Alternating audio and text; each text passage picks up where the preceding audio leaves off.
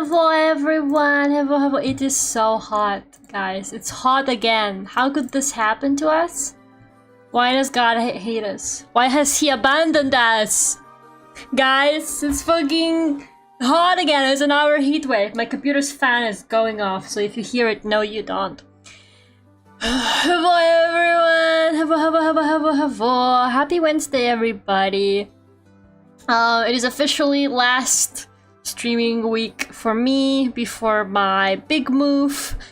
So I guess what I'm trying to say is cherish your time with me. God is dead, it's so true. What a lovely way to start our stream on a Wednesday. Hello everyone, hello Lane, hello Lemmy, hello Alex, hello Phoenix. How are you guys doing today? Gotta paint the wasp like one of her French wasps. I will not be painting the wasp. It flew in yesterday again. I'm like, just leave me alone. That's so sad. I wonder if she'll hold a Viking funeral for her old place. So that's called arson. And it's illegal. However, I like the way you think, so you get points for that. Hope you're surviving the heat. I'm okay, but I really need to finish my packing. I still have some packing to do. And by some I mean a lot. I finally sorted all of my clothes, so that's great. Nothing really puts it into perspective like moving. The fact just how much useless stuff you have that you will never ever need again or wear again, but for some reason it's just been like lying around. I found pieces of clothing I forgot I even owned, so that's great for me. And then I tried donating it all. I was like, I'm gonna donate all the clothes I don't want anymore. I'm gonna give them away for charity. Then I looked through the bag again and I kept going, oh, maybe I could still keep this. But I would be like, I literally haven't worn this in years. But I'm like, oh, but you know, I could still wear this Pikachu Hawaiian shirt. Like, girl, you gotta let the Pikachu Hawaiian shirt go. You gotta let it go. You need those 10-year-old shirts. Okay, but the 10-year-old shirts, I just recycle them and then I wear them at home as like home clothing or like pajamas. You know what I mean? That works out. Does it still fit? It does still fit. That's like the problem. Some of these clothes, like a lot of these clothes do still fit me. So, you know, it's like... that's like extra horrible because I can technically still wear it. But I'm like emotionally matured out of them though. You know what I mean? Like my style has changed. Thank you so much for 34 months even. Thank you. Not the Hawaiian Pikachu shirt. The Hawaiian Pikachu shirt might need to go, guys. It's not even like I don't like the shirt, but like it's just quite old at this point. So it's just like, it looks like it's been worn a lot. You know what I mean? Like it doesn't really look like an item of clothing that is like, you know, fresh and full of life. So I don't know, it might be time to let it go. Hello Quadruple, hello Boris, hello Zephan, how are you guys doing? Happy Wednesday. The missing Sailor Universe. Where my our sailor outfits go, man? They're like at the back of the closet. Kinda crazy. You can go through the bag again, but I was like, oh, what if because for I kind of remembered, I was like, oh, I haven't checked the pockets of the coats. Because I was like, what if I left something in the pockets? So I went back to check the pockets of the coats. And also I double checked for badges because I do have lots of like pins and stuff like that I didn't want to give away that are just like on random codes. So I went to like double check for that. And then I saw some stuff and I was like, do I really want to give this away? I did end up giving away like 2 big bags of clothes. You know, I'm not that greedy. I actually end up only keeping the Pikachu shirt. Everything else I got rid of. I only own 1 shirt now, guys. It's a Hawaiian Pikachu. Did you find any money? No, dude, London is a nightmare. It's all cashless here. There's like no money involved in living in this city. Nobody accepts cash around here in like most places. Like, I don't, sometimes I don't even have any change to, like, sometimes I will be like a homeless person outside the grocery store, like, can you spare some change? And I'm literally like, dude, what change? They got like card-only payment machines at the end, and like, you know what, like I just feel so bad. Like there is no change. There's literally no cash. I've been trying to get the new pound for ages now at the convention, and nobody's giving me the damn new pound because nobody's got any like fresh cash. Everybody's just been like recycling old ass cash. The homeless need a card reader. You know, some of them actually have card readers. Sometimes it happens. Happy Wednesday to you in chat too. Yeah, happy Wednesday. I hope it's not as hot for you guys as it is for me. Just like, it is bad here. It's hard when they still fit, yeah. But you know, some of this stuff is kind of like, it still fits, but I'm like, I literally am not gonna wear it. Do you take Bitcoin? Okay, but like the other day, I was at a bus stop and I witnessed like a homeless guy come up to a girl, and he was like, do you have, I think he literally asked her for like a pound or something, or like, and she was like, no, sorry, I don't have any cash. And he was like, can you do me a bank transfer? And I'm like, you know what? He's actually kind of real for that, but it was such a like funny interaction to witness from the side. Like, I feel really bad for him, don't get me wrong, but it's the way the second she said I don't have any cash, he was just like, just send it to me via bank transfer. Was crazy. Well, Alexia, fine. It's really hard for the Germans as well. Is it hard for you guys too? We're having another heat wave. Last week was fine, like it was okay. But now we're back to 30 plus degrees. We had a random tornado alert on Saturday, but did it actually happen? Did it actually happen? The future is there. It makes sense. I mean, you know, just because you're homeless, it doesn't mean that you don't have a bank account, right? I mean, you probably still have it from the days when maybe you were homeless. So, like, I understand why, but it was just, like, such a strange reality where I was like, he's really asking for a bank transfer. It's pretty cool where I am, still over 20, but lower 20s. Oh, that's so lucky. I guess it's just me being hit, huh? I guess we're not all suffering together this time around, huh? I guess God just hates me in particular. Okay, noted.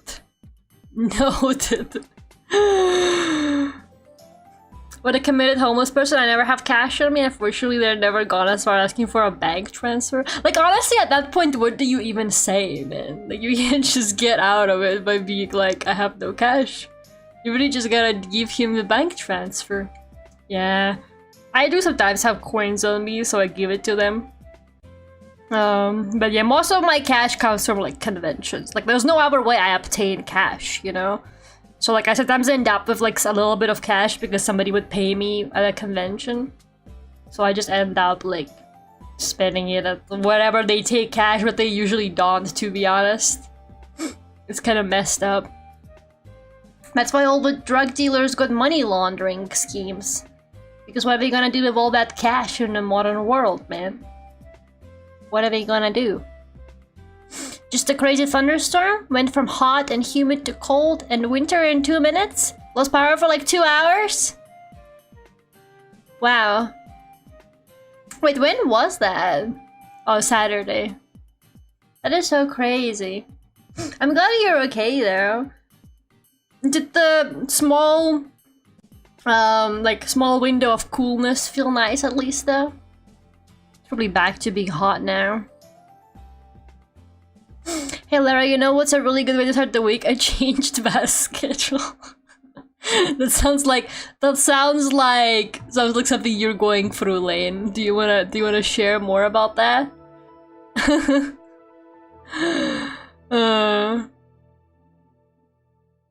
Actually, not to make this dystopian, but we need like an Uber-like app, but for making donuts for homeless people's accounts. That's just a GoFundMe, man. You just reinvented a GoFundMe.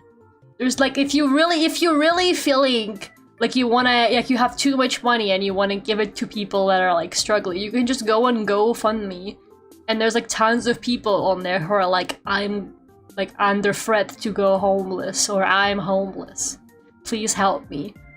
Now, do I actually know how many of them are legit? No, but you know, you still get good karma for donating to a scammer, I think, rather than like not donating at all. If a homeless dude can accurately draw a Venmo QR code, I would give him some dollars. Okay, now you're just being mean for no fucking reason. Leave them alone. Leave them alone. I'm not I'm not against the homeless or anything like that. I just thought it was like really bizarre when he immediately was like, can you do a bank transfer? I've just never seen that before, you know? I just thought it was kind of crazy, but I understand. I mean, I get it, man. Nobody has cash anymore. You gotta do something. It really is that bad out there right now. The buses now leave every 30 instead of every 20 minutes. Okay, that's messed up. That is actually messed up. It's so fucked up. I already learned like the bus schedule in my new area, and I haven't even properly lived there yet. But the past couple of weeks where I had to take like buses and stuff like that, oh, I sure now know what time the buses come to what stops. I'll give a homeless man like 10 monies because he had a funny sign. Sometimes that does happen. Yeah, I mean, you just gotta write "I'm hollow stars, please, please, please" on it. It really do be like that sometimes. The homeless don't know the fault, blame society. Yeah, it's complicated. I still find, I think the most bizarre, I know this is like extremely off topic, well, not really, but to me, the most bizarre thing is still the Beyond Two Souls level where you're homeless. Like, why'd they put that in, man? The Beyond Two Souls level where your character is like homeless and she like bonds with other homeless people or whatever, but every other like interactable object is just an option for her to end her life. And like you will like be, I will just like be like, oh, what's that? And then I press on something lying on a table and it's like a piece of glass and the game is like, do you wanna stab yourself with that? I'm like, no, chill, dude, chill. I'll be like walking past a ledge and I see like an interaction button and I press it and the game is like, do you wanna jump off? And I'm like, no, it's okay, it's okay. That was so crazy. Why'd they put that level in? It was such a crazy fucking level. And then you help like a homeless woman give birth. And I think, yeah, I think at some point, the reason why I remember that is, at some point, I think you do write a sign. You can tell I've played that game like too many times as a kid, but at some point you write a sign to like ask for money. And I think if you do like a funny one, like the person passes you by and oh, that's fine, and then they give you some money. That's like, is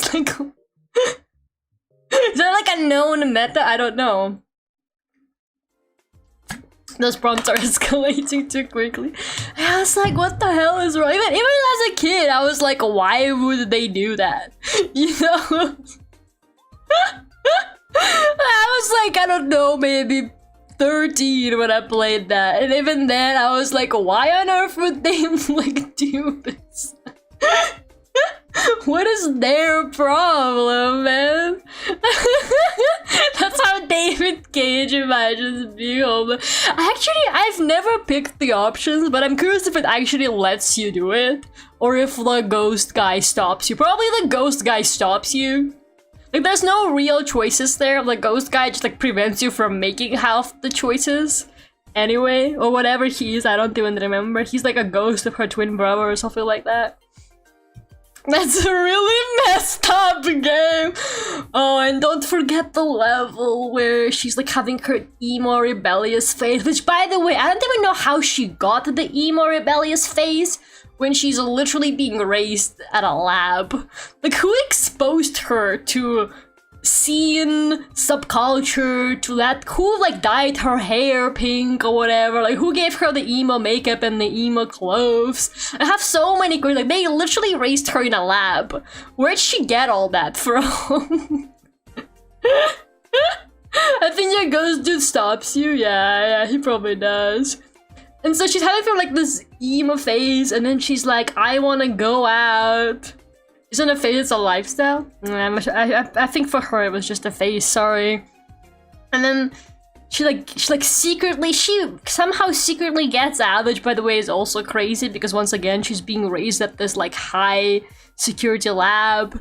And then she goes to this like a random ass bar on the middle of a highway. And then there's just like a bunch of like grown ass men there, and then she's there, and I'm like, girl, what are you even doing here? And I'm not even sure like why she was there. It's just like this emo girl in this like random bar full of like truck drivers, and then and obviously she gets like harassed there, and I'm like, girl, what are we doing here? It was so funny. David Cage is a visionary. Nobody understands his genius. He's up there with Kojima and Neil Druckmann apparently now too, for me, honestly. It's just how it is. Also, what the hell was that? There was like a weird glitch sound in my ear. I don't know if that was part of the music. I'm trying a new playlist today, guys, that we haven't listened to yet. Because we've been listening to the same Animal Crossing music for ages. Anyways. Let's get to some art. And then I'm gonna rant more because that's what we are actually here for. So I'm gonna try studying some like 2000s art style. I've got some references here, but mostly stuff like this. You know, something like that. Just this kind of really kind of cel-shaded, very like nostalgic style. But I'm gonna make it a bit more gothic like this one or like this one as well because it's Lucinda. I'm doing my OC Lucinda in this style because who else am I supposed to do? Oh yeah, I got the sketch done quickly before stream, but I don't know, right now it looks too much like my style, to be honest with you. Just maybe without the eyelashes. So the plan is that hopefully with line art and coloring, it will start actually looking a bit more like what I want it to, but right now it just looks like my drawing. I think.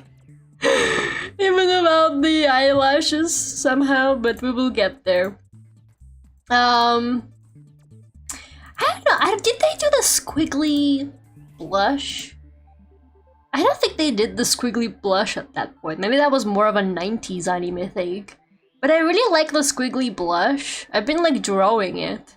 But I'm looking at all the references I've got here for this kind of style, and they don't really have it. Some of them have like the round kind of blush, the one that's just like this, like a little thing, but doesn't really match her character. And I like the squiggly blush, but maybe that's more like of a 90s anime thing actually. Now that I think about it, because well, some of them still have it. Some of them have like a kind of like a variation of it, where it's just like a lot of lines like this. I don't know. I guess we will see what looks best. For this kind of style. I like when 2000s animes reference other anime. I don't know if that's a thing that happened a lot, but I know when in Lucky Star one girl was watching Haru Suzumiya. I mean, Lucky Star is basically just all references. Isn't Lucky Star just basically all made out of references? That's like kind of like its point. Because isn't it like about otaku culture or whatever?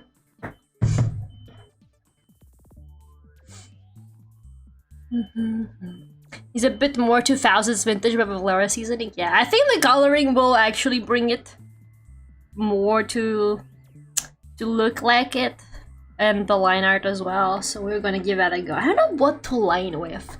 So a lot of this style seems to be done with like very thin, which by the way is already a problem for me because I don't really do very thin line art. But yeah, it just seems to be like super thin line art without too much variation in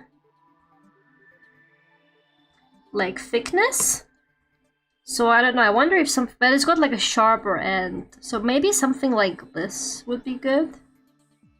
I'm thinking maybe like this brush, I don't know, or maybe just like a normal pen. I feel like this is maybe a little bit too, how do I say it? It's not like opaque enough. I feel like their line art is a little bit more like less opaque, I guess. So just kind of, yeah, I don't know. I feel like this would be good for this kind of line art. Very thin line art is like actually, I genuinely haven't done that in so long. It's really not my thing. I tend to do more like sketchy line, and they also have like really, I don't know, I guess I do more rounder faces, but they have like more sharp faces, so I'm gonna try doing that as well. The 2000s Moe eyes is like all pupil, it's true. I think my art style does look a bit retro these days, just because of the way it's like evolved over time. But I think because of the way I draw the eyes specifically with the big, bright, highlight.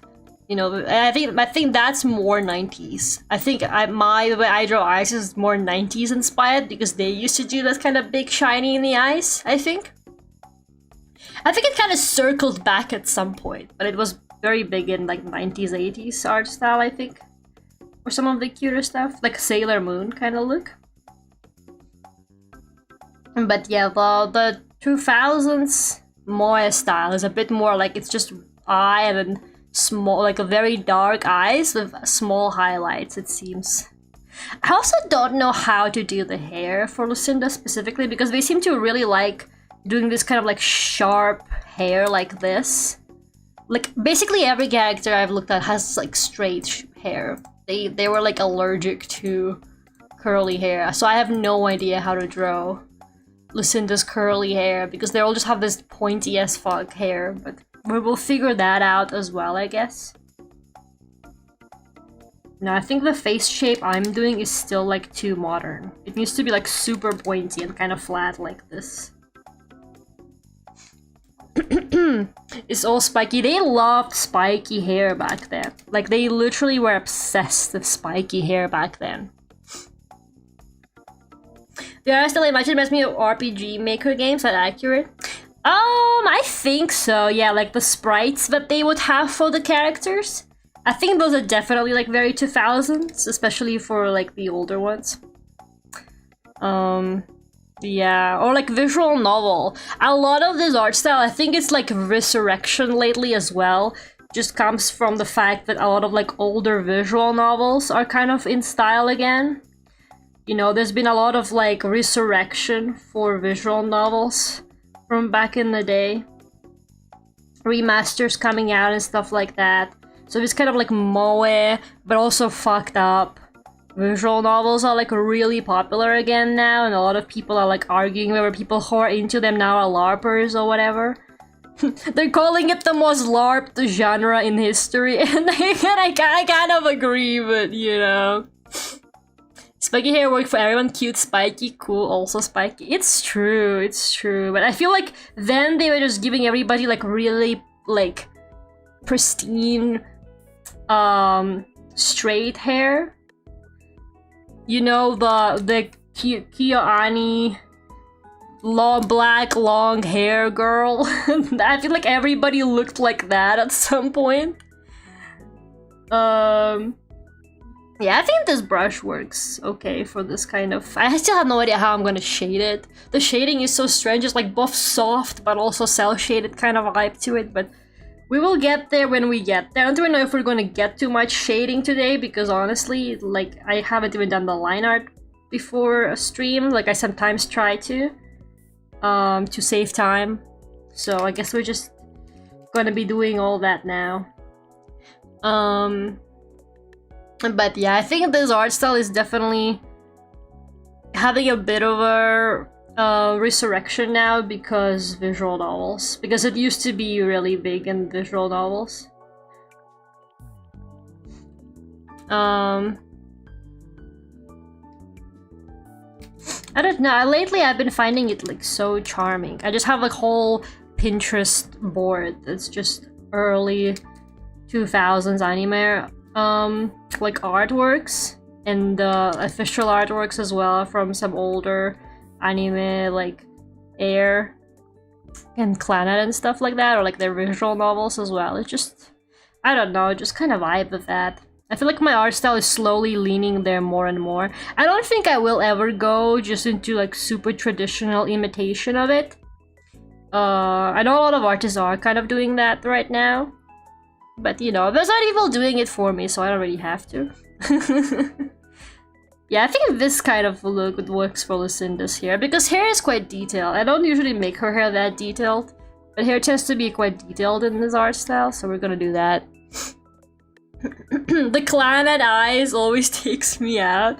I think Clannad wasn't even the worst offender. I think some of their older works, like Canon and Air, look worse. I think by the time they got to Clannad, at least for the anime, I think they figured it out. I think they kind of figured the proportions out. I actually think Clannad looks quite nice.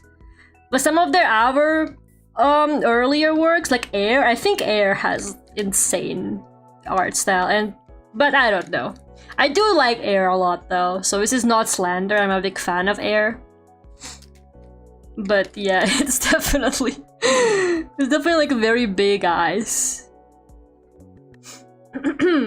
Let the Clannad pupils peer into your soul. I find it charming. I don't know what to tell you. I find it charming. Also, Clannad used to be my huge like fixation when I was younger. I really loved Clannad when I was, I don't know, maybe 12-ish. It was probably like my favorite anime at the time. Big fan. I tried playing the visual novels, but they weren't really available. I feel like the thing is, I think a lot of these visual novels are also becoming popular again now because they're becoming more accessible. A lot of them are getting Steam releases, and a lot of them are getting official translations for the first time. So I think more people are just playing them in general because they can actually play them now. So I think that probably also plays a big role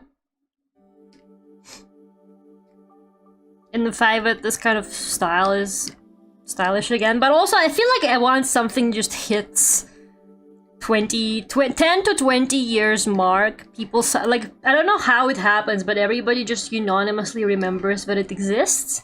I think that's actually really fascinating, but it seems to be happening. I don't know if it's like the companies suddenly doing promotion for it, like, oh look, it's 10th anniversary of Thing, or look, it's 20th anniversary of Thing, and people are like, yo, it is 10th anniversary of Thing, or if people just randomly remember themselves. Because, I don't know, sometimes you just remember stuff like that from your childhood, and you're like, yo, I used to watch this 20 years ago, I don't know. But it seems like clockwork. Once something hits that mark, suddenly it's like relevant again. So I think a lot of this stuff is relevant again because of anniversary stuff as well now. I was thinking of the Air eyes. Clan is a bit more toned down. Yeah, I think Clan definitely has more polished look to it. Air was crazy. Air was absolutely crazy. Air was like 90% eyes, and they were like so interesting, so like weirdly shaded as well. Hello, Minami, how are you doing? You mentioned visual novels, and what my brain went to was niche Japanese only PC games. I mean, that's more 90s. No, yeah, for sure. I feel like they used to be much more hard to get back in the day, so yeah, they're more accessible now. For better or worse. It's crazy because they're more accessible now, but people talk about how they get LARPed more than ever, and I'm like, well, why would people be pretending to be into them if they're more accessible than ever now? Like, you can just play it in English, you know? It's just, I don't know. I feel like people are just they just get mad when their interests are not like niche enough anymore or whatever. So then they start like making up reasons and they start being like, oh my god, everybody, I am the only real fan of Thing. Everybody else is pretending to like it. I am the only one who actually likes it. My whole tablet is hot, by the way. This cannot possibly be good for like any of my devices, but like what the fuck am I supposed to do? You know? It's just so crazy. Like my tablet is hot. I lean my hand against it and I just feel that it's hot. I'm slowly becoming heat resilient, I think. Soon enough, I'm literally gonna be like some kind of lizard. I'm gonna be like an iguana or something, man. I'm just gonna be world's strongest heat survivor. They got nothing on me. I actually wonder if all of these like furry details should be drawn with the line art or later with more detailing. I think I could draw it with the line art. That you can't casually like stuff anymore, they call you a LARPer. It is kind of sad. There's been a lot of talk about AX on my timeline. Is AX? What is AX? Is that like Anime Expo? Or what? Where is that one? Is that in California or what? I never know. I know there's like two really big ones that people always talk about in America. But yeah, people have been talking about on Twitter and they're like, oh, anime conventions used to be for like really passionate people, but now there's a lot of like casual people who are not actually that into it going, and I'm like, dude, who the fuck cares? You're gonna have to like start doing an exam before they let you into an anime convention to see if you really know anything about anime. Like, why can't people just go? I mean, they're paying for the ticket. I don't understand like this mentality. California, yeah. I do get the fear sometimes. I get being scared someone will do something with the franchise you like that you don't like. Yeah, but you don't own it. Okay, like, first of all, welcome to The Last of Us Part 2. Okay? As someone who experienced The Last of Us Part 2, it literally doesn't hurt me anymore. You cannot physically hurt me anymore, okay? Maybe some people need to grow up. Some people need to experience something like that once and then they'll be fine. True fans got bullied for this hobby. Yeah, exactly. Like, why are they mad that people don't point and laugh at you anymore when you like anime? I don't really understand. Like, do you want everybody to hate your interests? I don't understand if they like want everybody to hate their interests.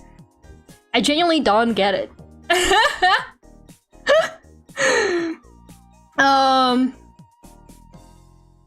But I don't know, man. Like, you don't own the thing. It's okay. Like, it's okay if something bad happens to it. You know, it's out of your control. You know, sometimes you just gotta live with the fact that it's out of your control. Like, it sucks, and I think you're allowed to like complain about it. You know? But some people like take it too seriously. Some people will go out of their way to be like, oh my god, this thing used to be so much better before it like went the mainstream or whatever. And it's like, yeah, maybe. But you know, at the end of the day, it's already been done. You're just gonna have to find something more niche to enjoy.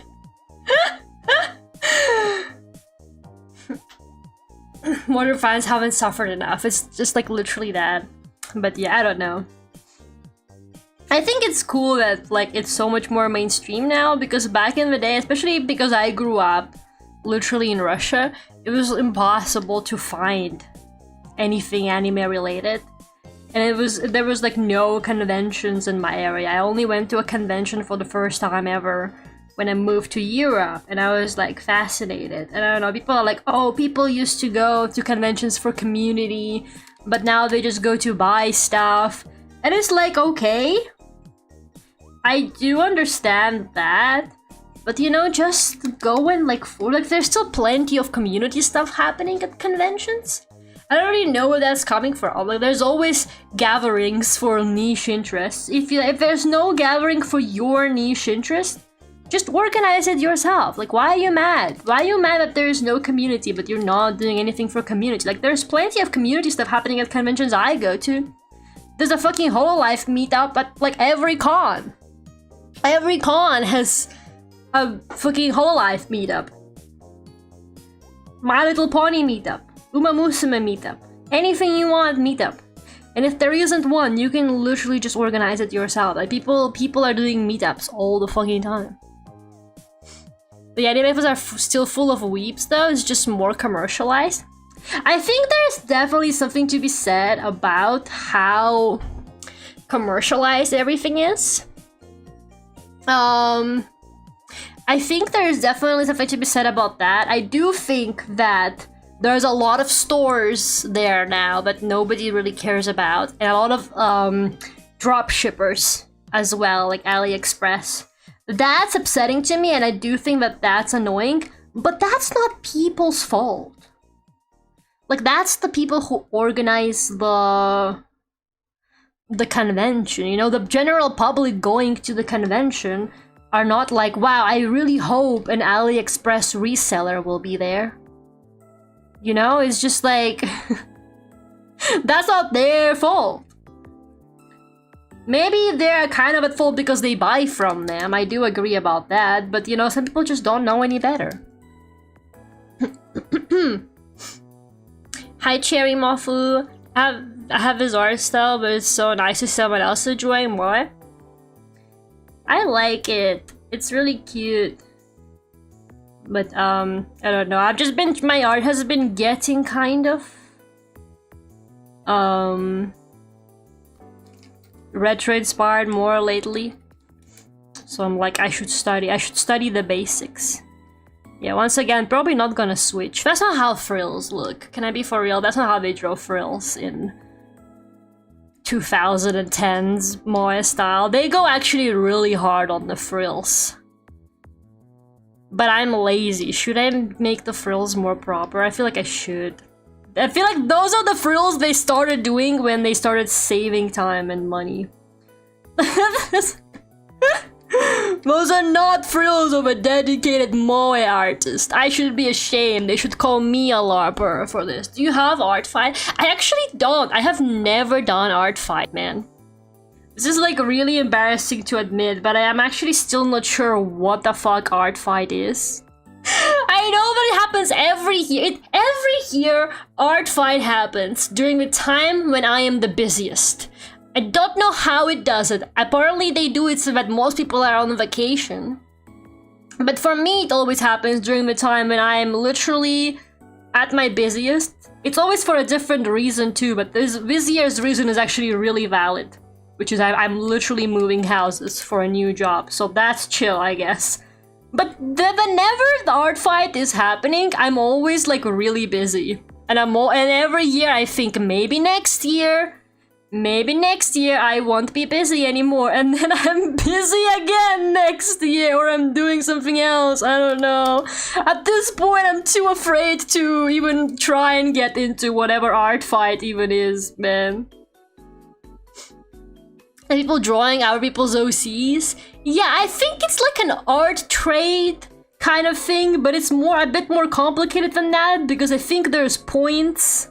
I think there is like points or something like that, and there's some kind of like system to it. But I don't know, man. I don't know. It looks kind of complicated. Maybe it probably is not complicated. And every year people like complain about it, where they're like, the big artists are just drawing for our big artists or whatever. And it's like, okay, we get it, bro. Nobody drew your OC. That's fine. Relax. Does Licky need more vacation? You're so right, bestie. Competitive art trade. It is literally competitive art trade. Like, I think it is actually just competitive art trade. Like, I think somebody draws someone's OC, and then that person needs to, like, fight back or something like that by drawing their OC. I still don't know. I actually still don't know. Maybe next year I can look in, guys. Maybe next year is the year I finally figure out art fight. Like, I even have friends who do it. Like, a bunch of my friends do it every year. And I'm proud of them, but I'm still not sure what it is, and at this point I'm too afraid to ask. It's kind of crazy. It's like chess boxing. I'm sorry, it's like what? It's like what? Chess boxing. What does that mean? But also, I agree with you. I don't know what you mean by that, but I also like simultaneously agree with you. I don't know how to explain it, I just do. Chess boxing, I know, right? Hi, it's Luke. How is it in 2005? Dude, it's great. Everything is so cheap. Actually, I don't know. I was like 4 years old. Maybe I shouldn't LARP. It's amazing. They just released this awesome anime called Clannad or whatever. I don't think Clannad came out in 2005 actually.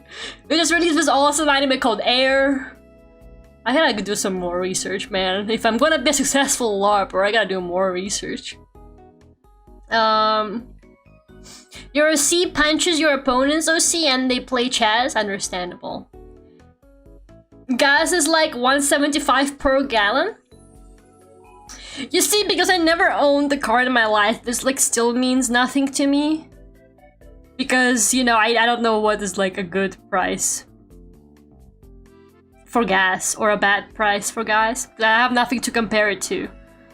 I never had a car in my life. I don't know, is that good? I bet it is, probably, right? How much is gas now? Give me how much it is now for comparison, and then I will do a dramatic gasp and be like, oh my god, things used to be so much better in Y2K. The fashion is pretty fucking awesome, not gonna lie. It's $5 right now? Damn. Still 8 years till The Last of Us. You're right, you're right. I shouldn't get ahead of myself. The world literally still sucks. The world literally still fucking sucks. There's no The Last of Us yet. We haven't met God yet. we have to wait until the greatest game of all time drops. Depends on the state. Where I live, it's been between 350 4 something. Gas down the street is like double that amount. Media hasn't peaked yet, it's true. But maybe I actually do enjoy it. Maybe do enjoy life right now, because once The Last of Us comes out, it's low-key gonna be over for everybody, because like no video game will ever be as good again. It's actually, it's kind of sad, but once The Last of Us drops, literally there will never be a good video game again. Well, actually, Cairn will come out in like 2026, and then we will be saved temporarily, but then it's gonna be back to the Dark Ages, man. I guess Outer Wilds is there, but you know. Soma gonna come in clutch in 2016, temporarily make us forget about the fact that there will never be another The Last of Us. Then in I'm gonna try and guess what year Outer Wilds came out. I wanna say like 2022. No. 2018. What year did Outer Wilds come out? It feels 2019 maybe. 2019. It was 2019. I was close. Lara from the future, give us your wisdom. Let me think. Actually, what would you say to someone who's like in the Y2K era? Hold on to your physical media. Hold on to that physical media. Hold on to that Nintendo. Hold on to that shit. You will be a millionaire. Do not sell your physical media. You will literally be a millionaire. You've hit a few years. Keep that shit. Keep it. Pokemon Emerald came out in 2005? That tells me absolutely nothing. I didn't know what Pokemon was in 2005 yet. We live in the year 13 of our Lord being the last was so true. Buy a lot of hard drive and save everything? Yeah.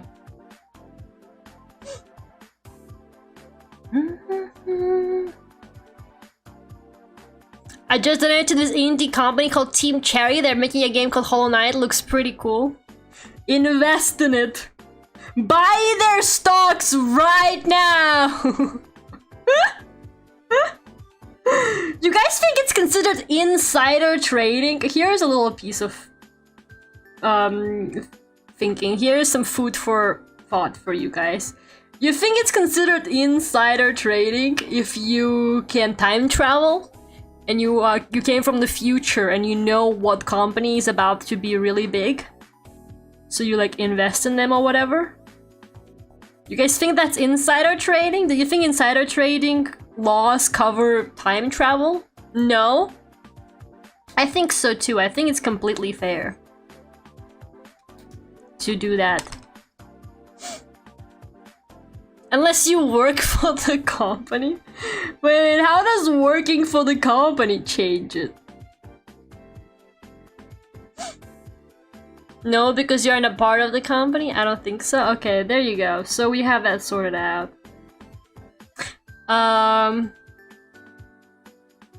Yes, but what can they do about it? They're gonna put you in time jail, dude. They're gonna put you in time jail. It's gonna be really harsh in there, probably. Knowing how butterfly effect is, people might just took the money and bail. Low-key, I wonder what the... Is there a movie about that? They make movies about making your parents never meet or whatever all the time. But they never make movies about what happens if you invest into a company or something like that because you know they're gonna be big. I bet they probably do. I just haven't seen it, so I'm kind of being very bold right now by stating that there is no such movie. Probably does exist. You gotta buy like Apple or whatever stocks really early. All the big tech companies.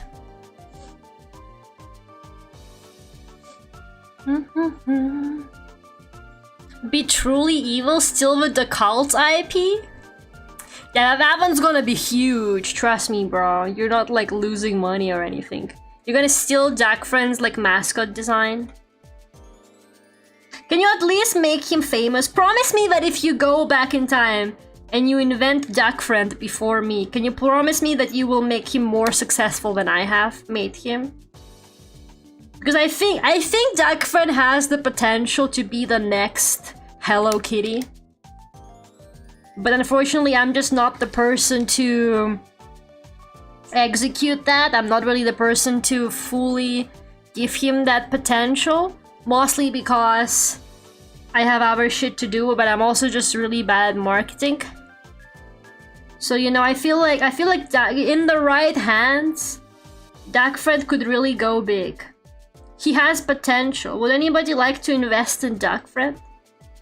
He's the greatest mascot to have ever existed. People just don't know that yet. He could be the next Pushing the Cat. Make Duck Friend famous, hire Lara as the official artist. Now Boris is cooking. So true. If I could go back in time, I would make myself work on my 3D since I was 5 years old. Then I would get the game job so much easier. But also the 3D was shit back then. So like what is the point? Oh my god. Like there's literally no point. I literally came back to listen to the stream and I heard insider trading. My brain activated. No, I'm not actually talking about insider trade. I'm talking about like potential to do insider trading if you travel into the future or back, I guess. He'll become the mascot for Walmart. Alternative reality where Walmart logo is just Duck Friend. I don't know if I actually want to see that reality. I don't know if I want to live that. I don't know if I would like that. Pitching Duck Friend to Sanria in 2005. You might actually be onto something. Although I don't know, I feel like at that point, most of their mascots weren't popping off as much as Hello Kitty was. Sanrio has a lot of failed mascots. I mean, you can see their mascot ranking every year. Who even are these people? And I'm saying this with kindness in my heart, okay? I like literally like 90% of Sanrio mascots. I say the only one I actually don't like is Cinnamon Roll, but we've talked about that before. I don't want to trigger Cinnamon Roll fans again. But you know, they do low-key have a lot of mascots that nobody cares about. I don't really want Duck Friend to become that. He needs to be the next Cinnamon Roll, I guess is what I'm saying. I don't know if there's something we could do to make that happen. Is there a way to make them pitch Duck Friend instead of Cinnamon Roll and then he will go really famous? Can we do that? How can we stop Cinnamon Roll from becoming famous? You know what? This sounds like a very selfish and also very petty wish or thing I want to do. But if I got the chance to go back in time, maybe I would use my one and only chance on preventing Cinnamon Roll from overthrowing Hello Kitty. Because like Hello Kitty deserved better, man. She deserved so much better. She doesn't deserve any of this bullshit. Top 5 Sanrio characters and bottom 6 Sanrio characters. Walmart had a smiley face as a logo for a bit, but then they got rid of it, like how Google got rid of their "Don't be evil" policy. They were like, yeah, smiley face implies that the brand is good and brings happiness to people and that also our employees are happy. We can't really have that. That's false advertisement. We can get into a lot of trouble for this. So they were like, just get rid of it. Make it like a little sun or whatever it is right now. It's like a little... I don't even know what it is. It looks like a loading sign that's like yellow. Nah, I'm gonna be so for all of you, I'm not drawing all that lace. They really like the detailed lace in 2000s Moe art style. But I don't. I don't. It's all gonna be black anyway. You're not gonna be able to see the details. In Back to the Future 2, Marty buys a book containing all the sports scores of the last 100 years or so, and Biff from the future gives it his past counterpart to become rich. But I always thought that after a few games, the butterfly effect would render the book useless. You know who would render it useless? That one Vtuber girl who's been going viral because whatever team she supports loses. That's me with snooker. Whenever I'm cheering for a snooker player, they lose. But I guess she found a sport that people actually care about to monetize on. Good for her. Nobody would have cared if I was like, yeah, I cheered for Kyron Wilson and he just lost.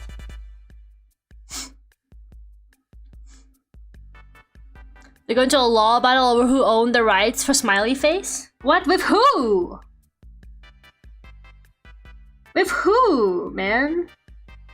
Who are they fighting with? That's so crazy. And Google didn't get rid of the Don't Be Evil policy, they just buried it, it's still there. Really, people say that they just removed it from everywhere. So they technically still have to not be evil? According to company policy, so why are they evil then? Does anybody know why they are still evil if they literally said, if that's still their company policy? Now that doesn't make any sense. If I was into a sport, it'd be biathlon. What is that one again? What do they do? Is that the one where, is that the winter sport? I'm trying to remember what it is.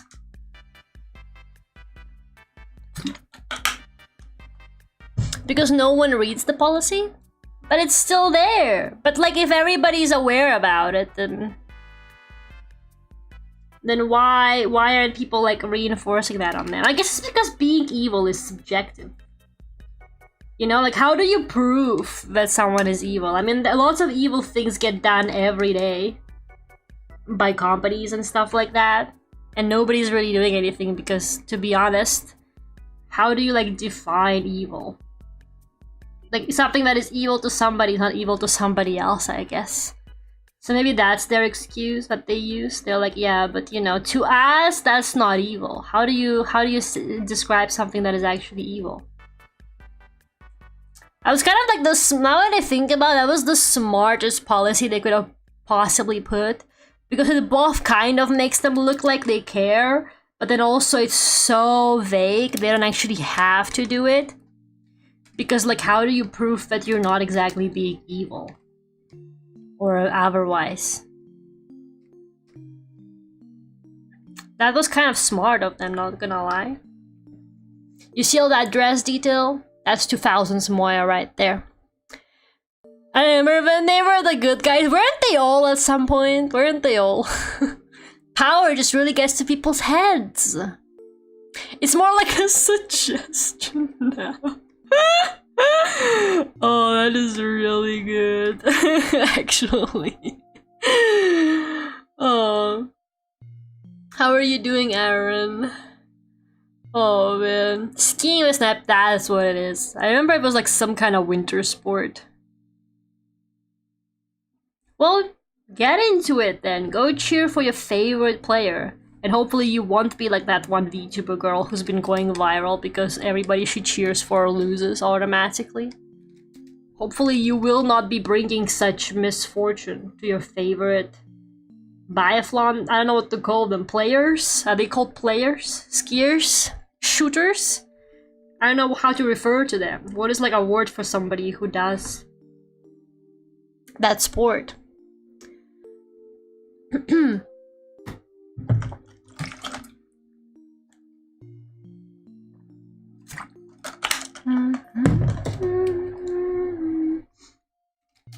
Okay.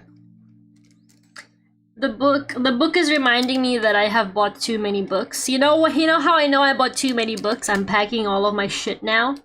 And I'm like, man, I really bought all these books. Me and my friend went a little bit crazy. My friend was visiting me this weekend, and she doesn't often get books in English around where she lives, so she went completely like insane at the bookstores. I think we spent the longest at the bookstores when we have anywhere else this weekend. And well, you know what? I'm literally right there with her while she's looking at the books. So like, of course I'm gonna buy something. Like, you know, when I'm for like an hour in there, you expect me to spend an hour at the bookstore? That sounds like a Mr. Beast game if he wasn't only recruiting stupid people for his stuff. Like, try to spend an hour at a bookstore and not buy anything? Failed. Challenge failed. Even if the price is then instead that he will give me 1,000 books of my choice, I think I would have still failed that shit. It's like, you know, it's like how they do this test where they're like, oh, would you rather have, if you have the marshmallow now, then you just have this marshmallow, but if you wait like half an hour, then you get 2 marshmallows. I would fail that shit at the bookstore. I would fail that test at the bookstore so easily. They're like, you can have 1,000 books later, or you can buy one now. I'd be like, I am gonna buy one now, man.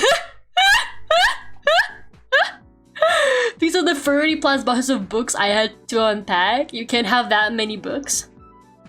Okay. I don't have 30 boxes of books, but I do have a few books. I haven't been like donating books I don't want anymore, like giving them away to friends over time. So all the books I have left right now are the ones that I haven't read yet or I want to keep. So it's not the worst case scenario, but still.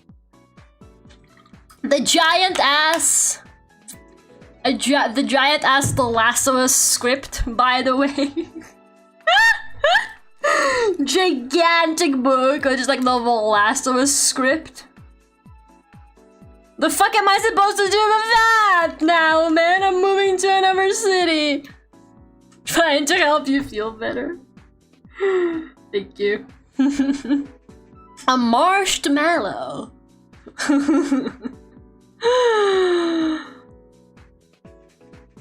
I might be able to at the bookstore if I was allowed to browse the shelf and make a list during the hour.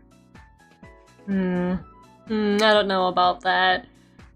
I spent 1 hour in a bookstore without buying a single book. That's low-key me. My friend was telling me because I think she was like feeling guilty about like all the money she was spending in London, but I'm like, you're literally on vacation. Like, where else are you gonna spend that money anyway? I'm a bad fucking influence, okay? I'm that evil friend who whispers in your ear like, buy the thing, okay? You know how sometimes you got people who you can take shopping with you and they will stop you from buying shit because every time you show them something, they're gonna be like, you don't need that. What do you want that for? Why would you buy this? I'm the opposite. I'm the enabler friend who will be like, yeah, you should buy this. So, you know, she was like, oh man, you know, I heard about people who do this like detox.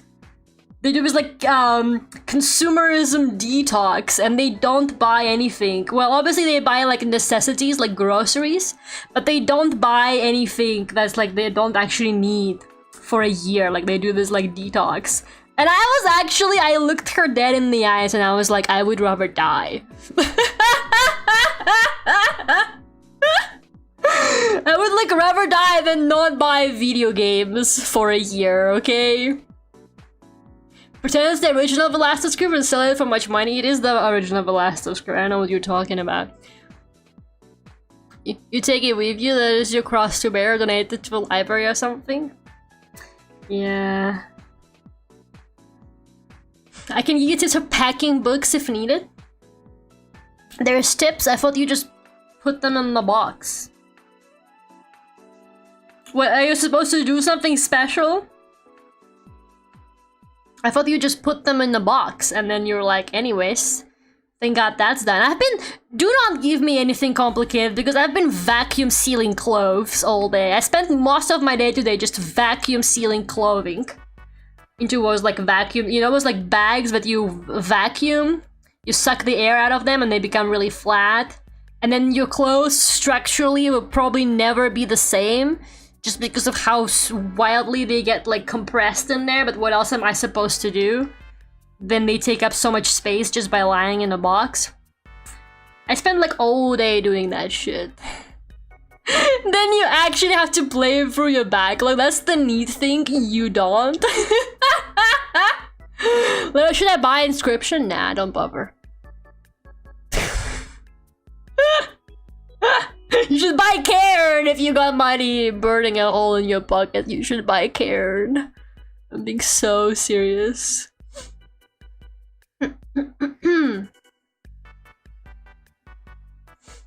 Then you are first moving on your own and you have somewhere between 500 to 1,000 books to find out how to pack the books well. Phoenix is like literally bogging. Can we talk about that? Phoenix is like I'm out here like crying about the fact that I maybe got like 50 books to pack. Phoenix is fucking mogging me. Phoenix is like, I had 500 to 1,000 books that I had to pack. Okay, buddy, what the hell? Vacuum seal the book. Yeah, it'll make them smaller.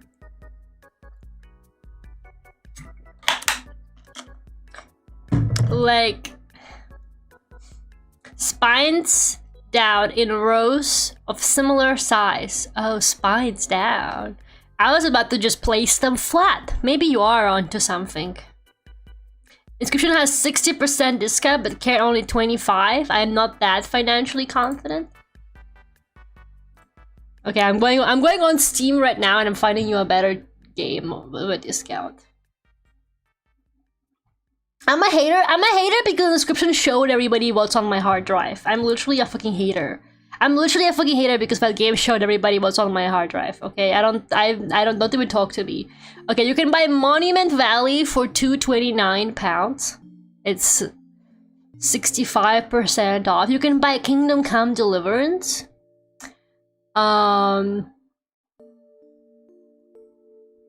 You can buy Kingdom Come Deliverance 2 for £19.99. That's pounds though, it's probably less in euros. Oh no, actually it's more in euros, but it's less. It feels, it's you know what I mean. Actually it's more in euros. You can buy, okay, I should not be looking at the Steam Summer Sale, actually. Why would I do that? That's kind of crazy of me. You can buy Grun. Pick game. Low-key.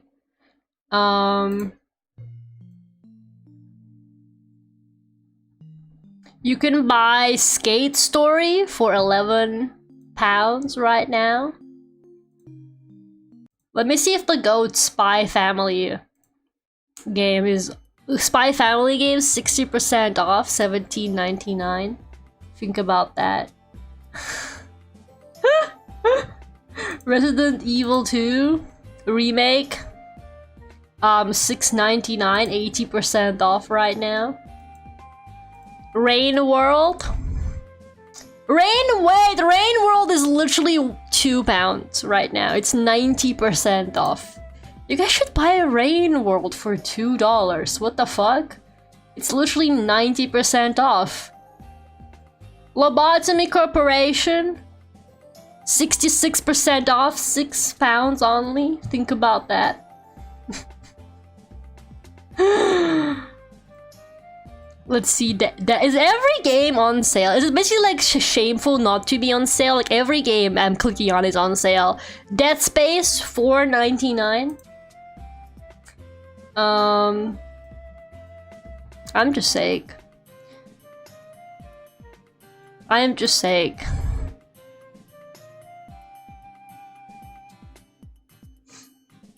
I have a library and my classroom has a library, and I do mean a library.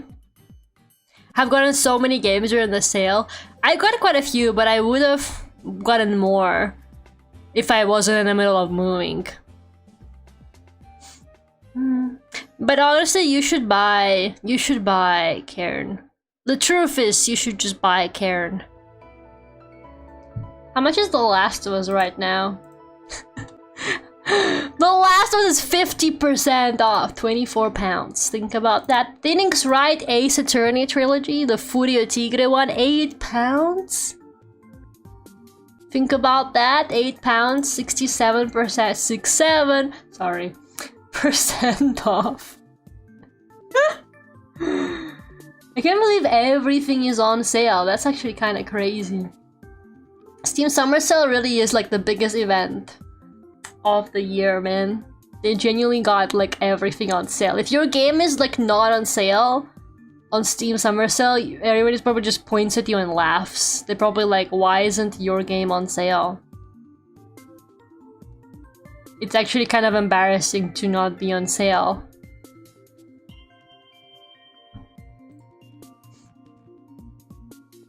I can't buy New Vegas a third time. Buy New Vegas again. It would be really funny if you could, man. I mean, what's stopping you? I bought The Last of Us like 5 times. I own like 5 different copies of The Last of Us. Maybe you're just not dedicated enough. Maybe you're just not dedicated enough, because I've bought The Last of Us like 5 times. And I do it again, unfortunately. Neil Druckmann keeps getting away with everything that he's getting away with just because I am, like, the problem. I am literally the target audience.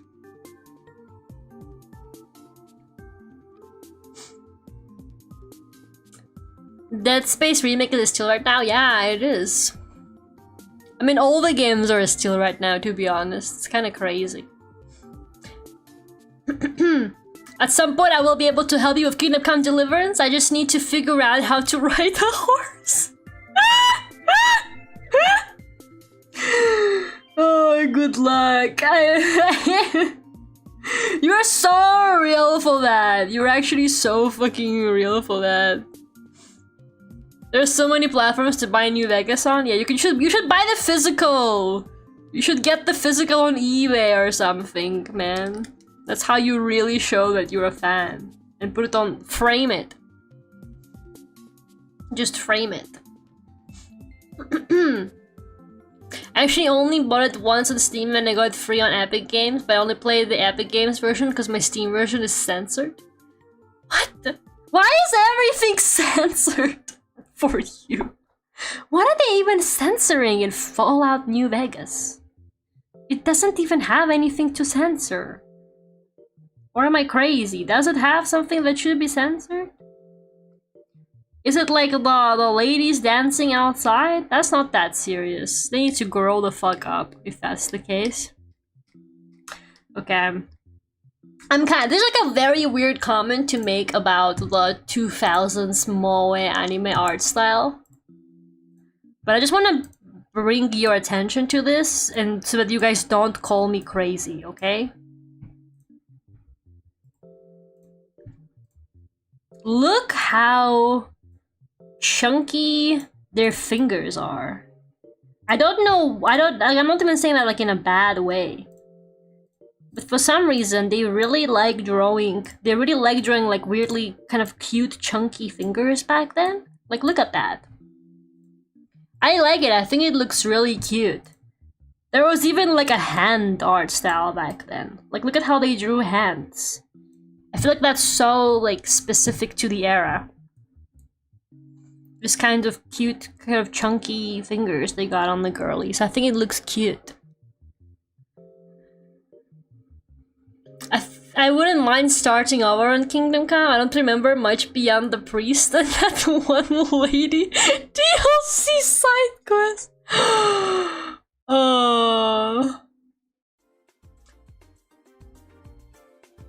Yeah.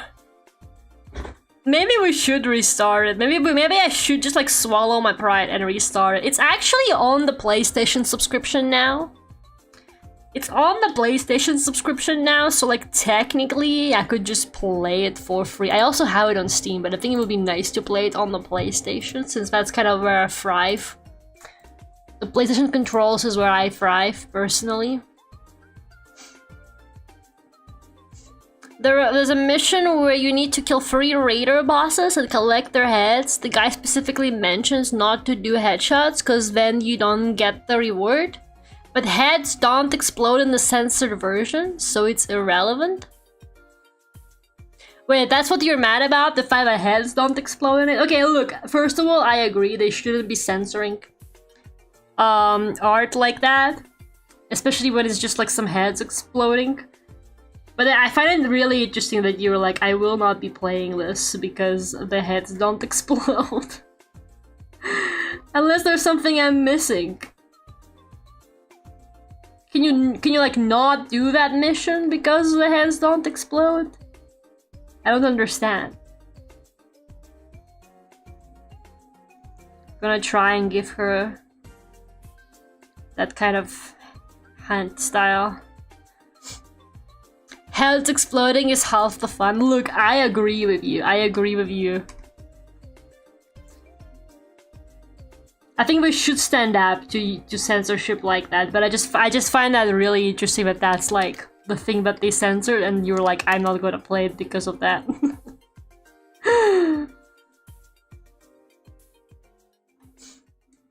You need the over-exaggerated gore and the wonky engine to truly enjoy the game. I guess, if you say so.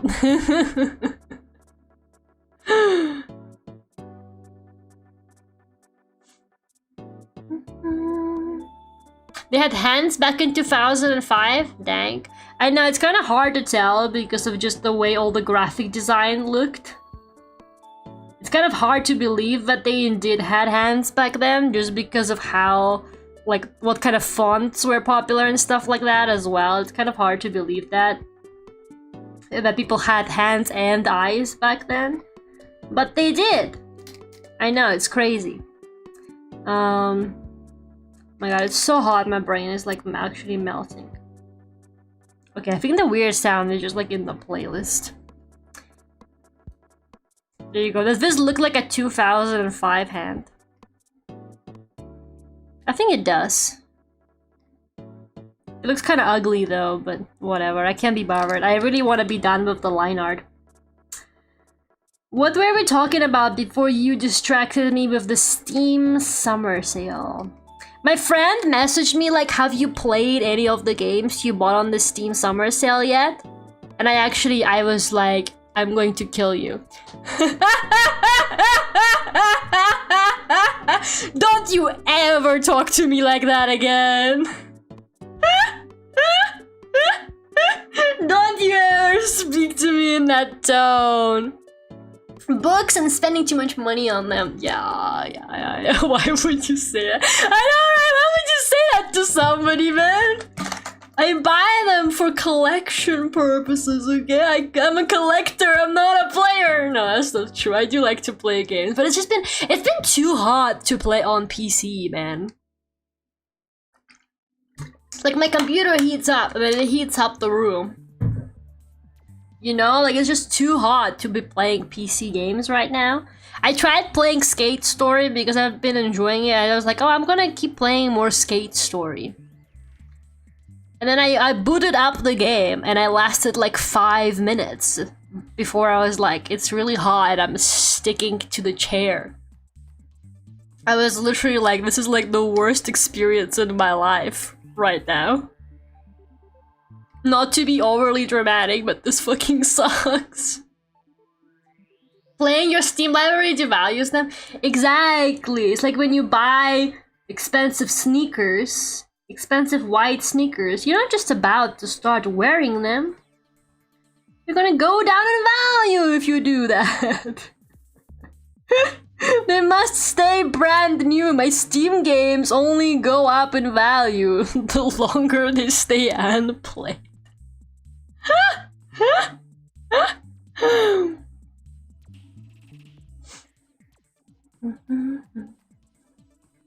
You have a lot going on right now too. Once you get settled and situated in your new place, it will be really nice to play the new games. I don't know. According to everybody in my life, I'm gonna have a full-time job and I will never want to do anything ever again. According to everybody in my people in my life would not stop like bringing that up, and they also would not stop bringing up how tired they are because they have a job. And I'm like, okay, we get it. You have a job. And I understand. Okay, I get it. I do. Well, maybe I don't yet, but like, some people just like get on my nerves about it. I'm sorry. Maybe I'm just a hater. Any anime figures in your collection? I don't collect anime figures anymore. I was thinking the other day that maybe I could start collecting again since I actually have like... I'm gonna have like my own... I don't know, man. You know what? I'm like, oh, I have so much stuff. I have so much stuff. I have a lot of clothes, I guess. And you know, I do have some trinkets and stuff like that. But that has been, believe it or not, this has been me like holding back for years. Because I kind of, when I was packing my shit, and also like a lot of things that I own were like gifted to me against my will. But I kind of realized that a lot of my stuff, when I was going through it, I'm like, damn, I've really been living my life with this kind of trauma response. Because I kept thinking that nowhere is actually like my home. If that makes any sense. Not to like trauma dump again. But I kept thinking like, oh, this isn't my permanent home. Oh, this isn't my permanent home. And I'm not saying that the new place is gonna be my permanent home. But it feels more permanent than like any other place I've lived in so far in the past like 5 years has felt. So now I'm like, man, maybe I could, you know, start actually buying more like stupid shit again. Because, not that I already don't, but you know, for the purpose of like decorating. Like my place is not decorated at all, other than like a couple posters that I had hanging. So I kept being like, oh, I can't decorate. There's no point in decorating. I'm gonna move. I'm gonna move any day now, by the way. Also, another lie I've been telling myself for years. I'm gonna move like any day now. I'm just living with like trauma response. But just you wait. I'm gonna lead a better life like any day now. So now I'm like, maybe I can like let that go. Maybe I can finally let that go and like actually like start being like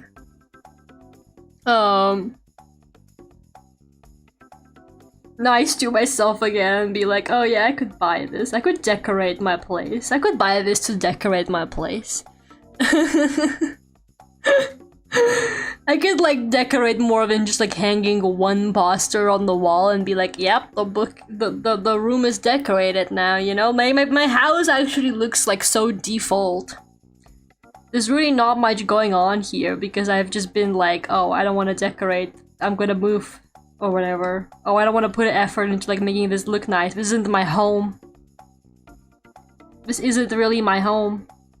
But because I'm furnishing the new place and everything myself, I'm like, man, might as well, you know? Might as well like actually feel like I have a home now.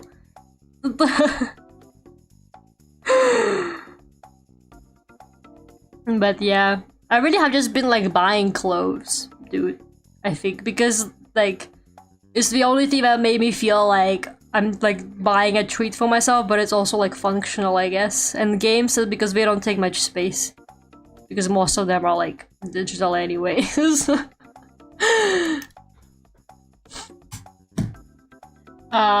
yeah, I did buy, low-key, me and my friend, we were like laughing about it because she was buying a lot of books and I was buying a lot of books. Where is my fan? It's just so hot.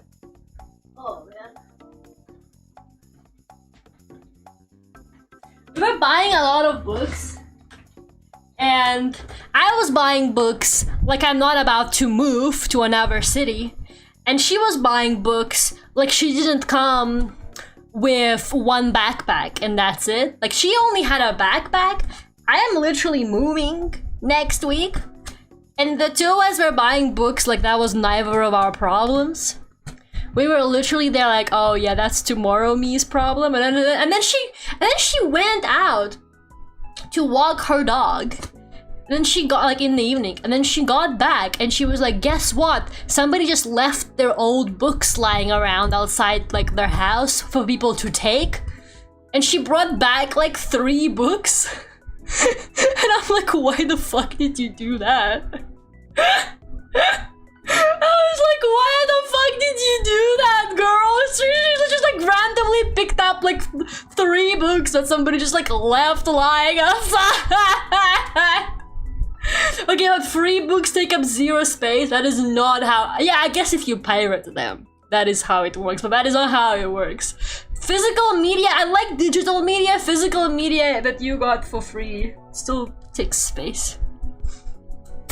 One person stresses someone else's treasure. She then was like, I didn't even wanna actually want these books. I just took them to show them to you. And I'm like, you could have just taken a picture, girl.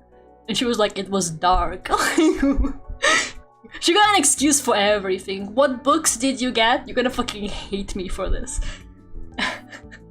I got this book. I am... So I got this book called 24 Hours in the Viking World. And then I got this book called Viking Age Iceland, which was literally Vinland Saga, okay? I was like, holy shit, Viking Age Iceland? That's Vinland Saga. That's where they are in Vinland Saga. I was like, holy shit.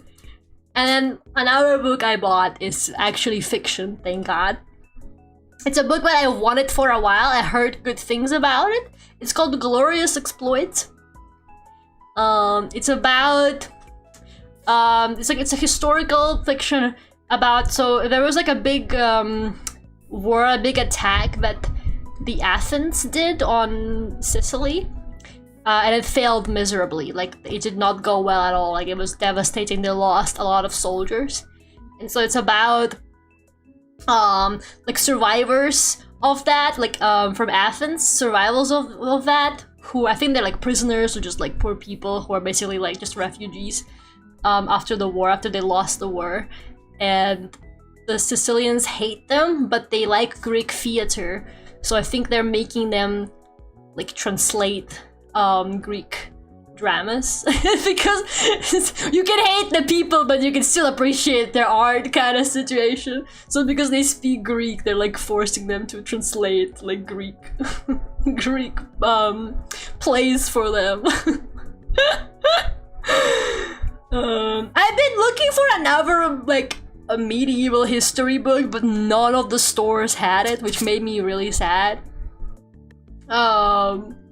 I asked at like 4 different stores and none of them had it, which is like really fucked up. And one of them was like, oh, we're getting it next week. Like, if you come back next week, we'll have it in stock. And I was like, I don't want to do that. Don't even tell me that. The fact that you don't have it is actually good for me. And for my wallet. Yeah, and then I bought a book that is a part of a series that I like.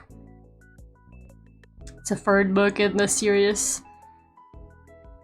But like, honestly, I still have books that I haven't read yet on my shelf, so everything went wrong this weekend, okay? Literally everything went wrong. I am literally moving. I should have even had my friend over because I am literally so busy right now. But the thing is, she has been planning to come over for ages because she lives in Europe. And she got a visa to come to the UK to see me ages ago. And her visa is literally about to end in like August. But the first time she was supposed to come, her ID... that was like months and months ago. So the first time she was supposed to come, her ID got stolen like a week before. And she was like, I can't come anymore. I need to wait for my new ID to be issued. So I was like, yeah, that's totally fine. Then the second time she was supposed to come, which was like a month later after she got her new ID, something else happened and she was like, I can't come anymore. And I was like, yeah, that's fine. But then at some point she was like, I can finally come again. But at that point I was like in the final stages of my job interview. So in my mind I was thinking, well, I'm either getting the job and then I need to move, or I'm not getting the job and I'm gonna be literally just shitting and crying and throwing up. And I'm not gonna want to see anybody. So I was like, I literally will tell you in like 2 weeks. I was like, I will tell you in 2 weeks if you can come or not. And she was like, okay. And then in the end, she finally could come for a weekend. Like literally this past weekend, so that was fun. But yeah, it was kind of like an exhausting time for her to come, but literally her visa is about to expire. And you know, she really wanted to make the trip, so it was okay. Things went lining up. You see the problem with her? This is like not her fault, maybe it is her fault, but she has some kind of fucked up karma when it gets to travel. Because like genuinely, I have never seen somebody who is like constantly getting into issues with travel. Okay, one time, so I've known her for a very long time. She's my childhood friend from even back when we lived in Russia. So she's visited me in Spain multiple times before, back when I lived there as well. So the first time she ever came down to Spain, she stayed with us, and then we were supposed to go back to Russia for the summer together. And our plane literally got like cancelled. And that's like never happened before, but she's always having some kind of like travel issues, so she was like, this is probably my fault. And then when she came to visit me in Spain a second time, which was for New Year's this year, or I guess like last year, she was supposed to leave, and then she ended up staying with us 3 extra days. Literally because things got like messed up again in her traveling, so she had to stay extra. And I'm like, you have this like gift, girl. You literally got this gift. You can never actually like go places. Like even she admits it. Like she's constantly ever getting like delays or canceled trips, stuff like that. Like there's always something messed up happening. And I was telling my parents like, oh yeah, she's coming on this day and then she's leaving Monday morning. And my dad was literally there on the phone, and he was like, she's not leaving. He was like, get fucking ready, because she's not just gonna leave normally. Like that's not gonna happen. You do realize that, right? Something is gonna go wrong. It took her 3 attempts to even make it here in the first place. And I was like, yeah, I guess you know, you're not wrong, Dad. And then we were literally chilling at another friend's house for dinner the night before her flight back. So Sunday night, we're chilling at my friend's house, and she's on her phone, and she's like, oh, Guess what? My flight tomorrow just got delayed. And I was like, of course it did. Of course it fucking did. Your dad telling it like it is. There is a Russian saying. I don't know if there's like an equivalent of that kind of saying in English. Please do tell me. Or in any other language. Please do tell me if you guys have something like that. It says something like, don't fear a guest that is coming, fear a guest who is leaving. Because they do show up, but then it's like really hard to get them to leave, basically is what it means. Do not fear a guest who's coming, fear a guest who's leaving. And that's literally her. Low-key her. I love her, I really do. She's one of my closest friends. But there's some kind of messed up karma around her and traveling. Like I don't think I've ever heard of her having like a smooth travel experience. And the fact that she was supposed to visit me in the UK like months ago and couldn't make it because of like circumstances beyond her control has always been like so funny. You think her ancestors upset a witch or something? Yeah, probably, honestly. I mean, what else could it be? Okay, sorry, I'm literally just gonna fan myself a tiny bit and then I will get back to the drawing. It's so hot. I don't know how I feel about the eyes, to be honest. They do have this kind of curved look to them in a lot of the 2000s style, which is what I'm doing. But I feel like they don't look quite right because they're not colored in, but once the shading kicks in, I think it will look more authentic. I don't really like the mouth though. I don't know, maybe I will do the mouth differently. I'm also not used to do like a little dot nose, so that's like so not my style, but you know. That's what we're here for today, right? We're doing something that's not my usual style. Do you have AC in your new place? Don't even joke, lad. What are you? Insane? Of course not. They don't have it here. They don't fucking put it. The only person I know who has AC at her place is my one friend who lives in like a building, and I'm talking like they just built it. Okay? Like my house was renovated, but they didn't put an AC into it. If they just built something in the past maybe like 5 years, it probably has AC. But like absolutely no way. In any like even slightly newer houses, they don't have it.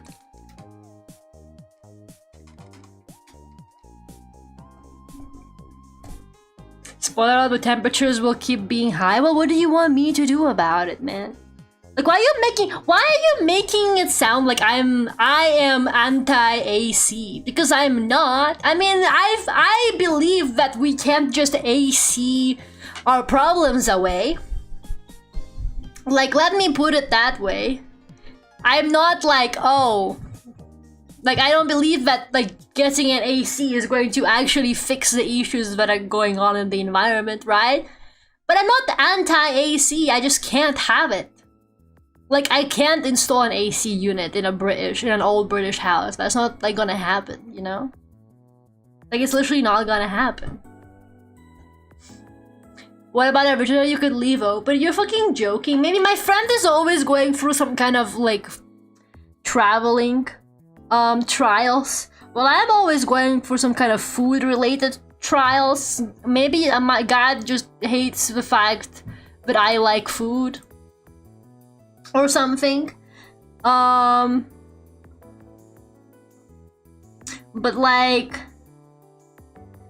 I'm always like either having like spoiled meatballs or something like that, and yeah, but I'm talking about.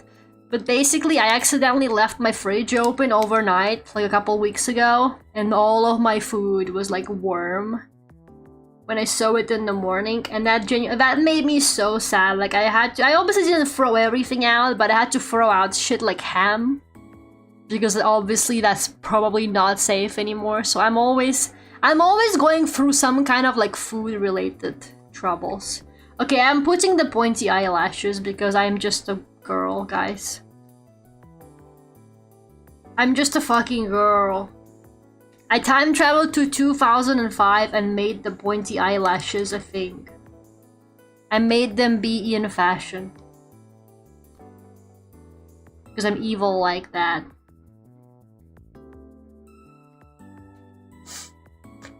Hi, Spitfire.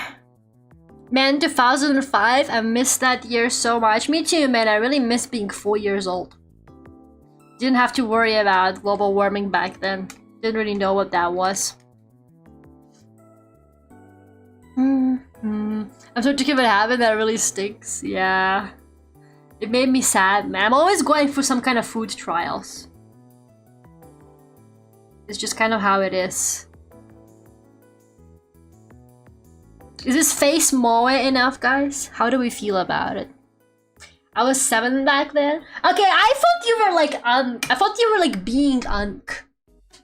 Genuinely, I thought you were being unk. But you were 7 in 2005 and you're like, I missed that year so much. What did you know back then? You didn't know anything. Like, no offense. I thought you were maybe like a teenager in 2005. Then I can be like, yeah, I understand. But 7 years old? Come on, man. Why are you boomer posting? You're Gen Z. You're literally Gen Z. Why are you boomer posting, man? Get a grip. Get it together. What are you doing? Why are you boomer posting on main? What the fuck? What if I was a good year? I was still in high school. Okay, see? I was a teen in 2007. That's great. I married my 3rd wife in 2005. See, that's a boomer right there. Memories were probably just coming online then? What do you mean by that? ATO 2005 certified not a boomer status? Well, no, because that's like Gen Z, right? You're only unk if you're 30 plus right now. Then you're unk. Jimmer calling out the LARPers in chat. Love to hear it. Only real unks are allowed to reminisce about 2005. I say as I draw something in the style of that era that I wasn't even like around for. But that's okay. I'm a hypocrite, so I'm also allowed to do whatever I want.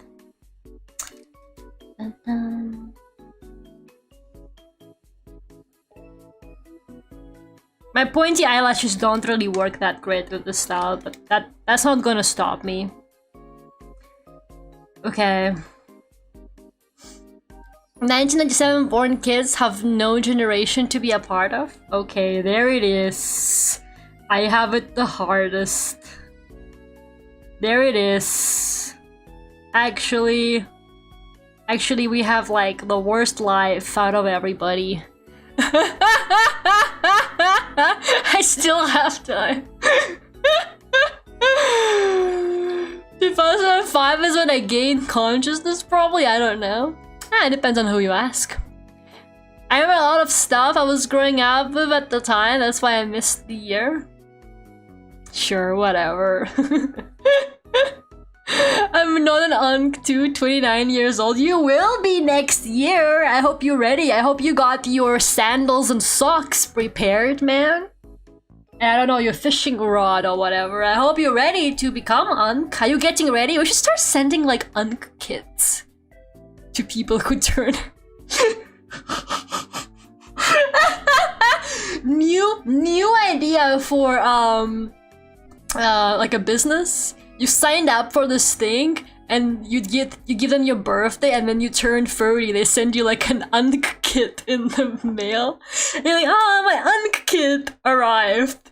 And it's got like 2000s nostalgia slop, media in it, like, you know, like DVDs with stuff like, I don't know. What is like a really, some kind of Tarantino movie I think will do, even though that's not really like 2000s, but I think it will work.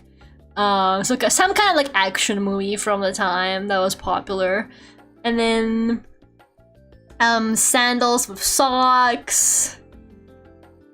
Stuff like that. Maybe one of those like wall-mounted talking fish, singing fish. We should go fishing when you turn 30? Bet. Where should we go fishing? What's like an ideal place to go fishing for your 30th birthday? Crocs? Yeah, cargo shirts. And a Hawaii. Okay, you leave Hawaiian shirts out of this. Batman Begins? Kill Bill? There you go. Kill Bill. That's exactly it. Oh, that would be so funny. We need our care packages. Okay, the line art is done, like 2 hours in. The line art is finally done. Now we need to like speedrun coloring it, guys. Can we really do this? Okay, so what kind of coloring am I looking at? There's too many references. There's too much to choose from. Maybe... I don't know, they're like both detailed and not really detailed. It's kind of strange. This kind of style. They put quite a lot of detail into like hair coloring.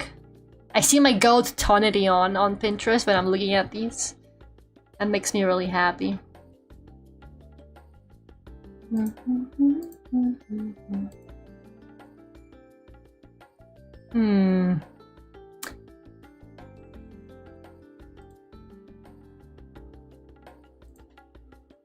Yeah, okay, I get it. I get it. I know what kind of coloring I should do.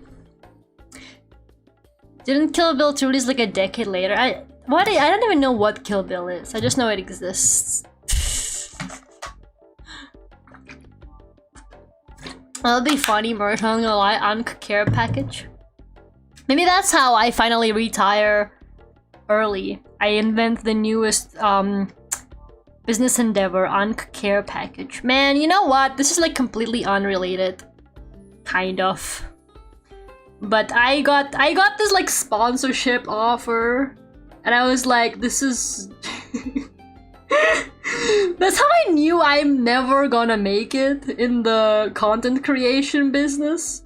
Because I was like, I think this product is embarrassing. I was like, it looked like a legit email. Maybe it wasn't, because like, why would somebody wanna try and like make me sponsor their product? I mean, I'm kind of a nobody, but you know, it happens. I have been given games before. But like the product was like, I was looking at the product, I actually looked it up, and there were like other smaller content creators who have decided to that money is money, and they were like, I saw like a bunch of like small, like around my size channels being like, check this thing out. And I was like, damn, it's a rough fucking economy, man. I guess I have gotten into my head too much. I think I'm so cool because I just recently landed a job, so I'm like, yeah, I don't need this.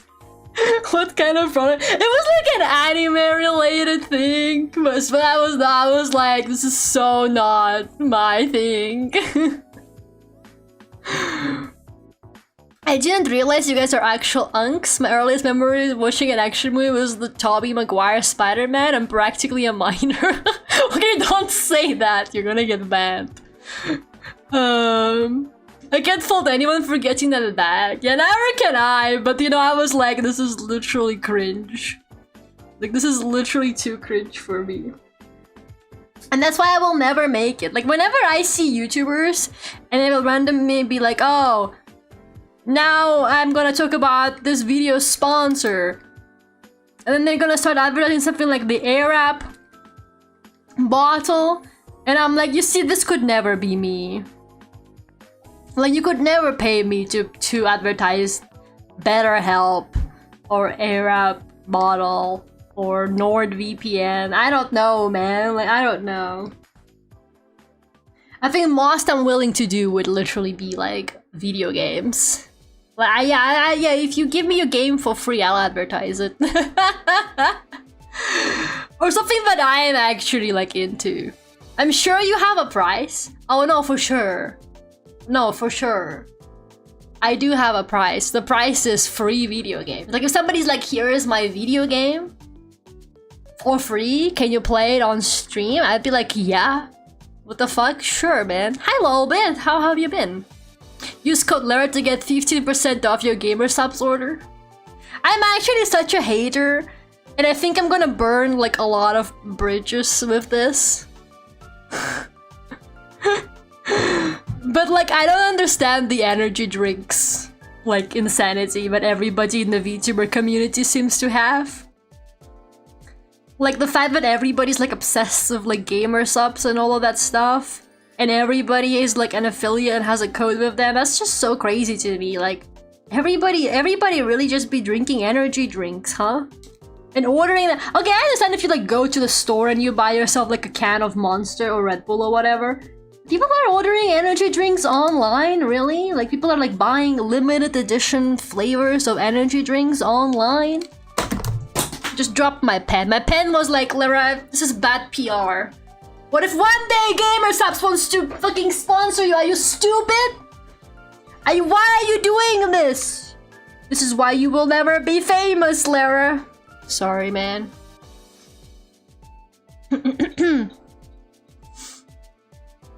I think it's just an easy business model. Yeah, because people get addicted to it. I don't get them. Even coffee already exists. I wonder how much they are. Are they like really cheap? Because why is everybody buying them like crazy? I also like, this is just my kind of criticism as well. But also maybe I am just being judgmental. I don't know which one it is, because I know there's like multiple gaming energy drinks companies. I don't know which one it is. But whichever one of them makes waifu cups, I think that the waifu caps is so embarrassing. Like, I'm sorry, but like the plastic bottles with the big TT anime girls on them. I mean, you do you, and if you like that kind of thing, yeah, sure, whatever. But I just find it so insane that like they have so many of them. Like my biggest problem with them, like any kind of cringe I might feel towards it put aside, my issue with them is the fact that these bottles are supposed to be reusable. You are the target audience? Okay, hear me out. Forget about the target audience. Forget about the drawings that are on them. It could be anything on them. It could be Cookie Run Kingdom characters on them. Then I would be the target audience, okay? These bottles are supposed to be reusable. You get the plastic bottle so that you can keep refilling it, and you use the one bottle. I'm holding my Hello Kitty bottle right now. I've had this thing for like 5 years. The drawing is coming off, okay? It's literally coming off, but I'm like, whatever. I love my pink Hello Kitty bottle, alright? They release these like waifu caps as like limited edition new drawing every month. People literally collect them. People have like entire shelves of their waifu caps. And I'm like, why the fuck are you doing that? This is supposed to be like a reusable item to save the environment! Why are they making reusable water bottles into a consumer product that you need to buy more of that's limited edition? Okay, that's like my biggest problem. I don't care what they draw on them. I don't care what kind of drawings they put on them. Like, the point is that you're not supposed to own multiple reusable water bottles, because that's not what reusable water bottles are for. They're not a collector's item, man. They're not a collector's item, okay? Peak consumerism. Like, I've daily seen people post pictures of like their waifu cup collection, and I'm like, don't you have something else to collect? Like, I don't know, man. If you're gonna spend money on plastic, there's nicer plastic to spend money on. Okay, maybe I am burning all my bridges now because like every second VTuber is sponsored by fucking GamerSupps. Okay, I'm sorry.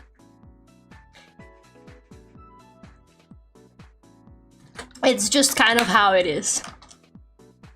I just don't really know why people got like collections of plastic bottles. It just kind of drives me insane.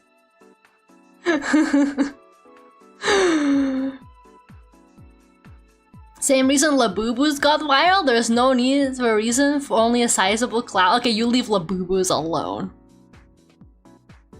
You leave Labubus out of this. I mean, I only have one Labubu, which is the shrimp Labubu. Ever since the shrimp Labubu entered my life, you know what? I actually don't need any other Labubus, so maybe you are onto something.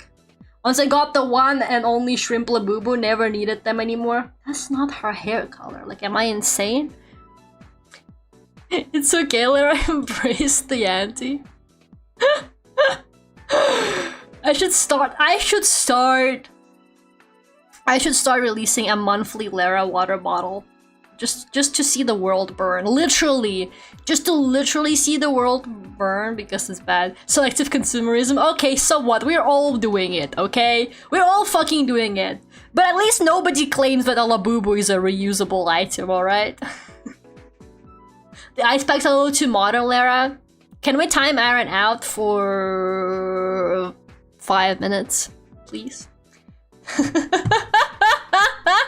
Never speak to me like that again. Never speak to me like that again. I think that's a good argument against them. Okay, what is a good argument against them? Do you have a better argument against them? Because I like to hear them. If you live in a Western country, reusability is a joke. You can at least try. I mean, I don't know, man. Maybe I am being mean. Maybe I am being mean and judgmental, and that's okay. Thanks.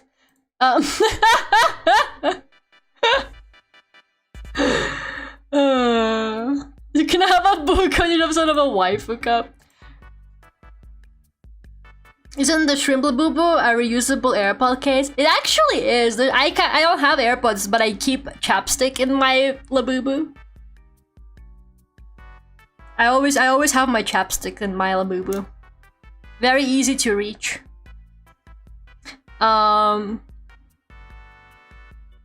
But yeah, I don't know. I understand that people are like collectors of different things. As somebody who really loves stupid shit and buying stupid shit, I kind of understand people when they buy stupid shit. But I'm just like, I don't know. I just kind of find it crazy that like reusable water bottles got turned into like a collectible product. It just seems strange to me. I think for things like people will always call shit like people always call shit like Labubus and stuff like that overconsumption, but it's always like shit that women are into. Like whenever it's stuff that women are into, people are like, oh my god, capitalism, overconsumption, consumerism. But the men can have their waifu cups and it's fine. It's okay for the men to have their waifu cups, but God forbid women collect Labubus. Suddenly when women are into something, it's over consumerism. Like, okay, I know exactly where this is going.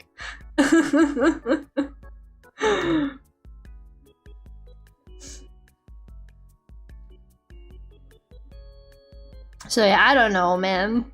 I'm just like, I just think it's a weird product. I just feel like they can have other products that are like limited edition to like try and make. But I guess because it's probably like easy to make and design the artworks for them.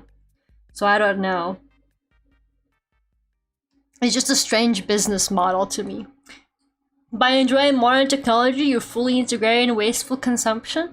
Okay, whatever, man. I'm so tired of like arguing with people about this shit. I'm actually so tired of like some of you people. Whenever you're like, I'm like, oh, this thing is wasteful. And then there's always somebody who's like, it's like that one meme that's like, oh, something is wrong with society. And someone is like, oh, and yet you participate in society. How curious. There's always that one person who's like, oh, well, you do this thing.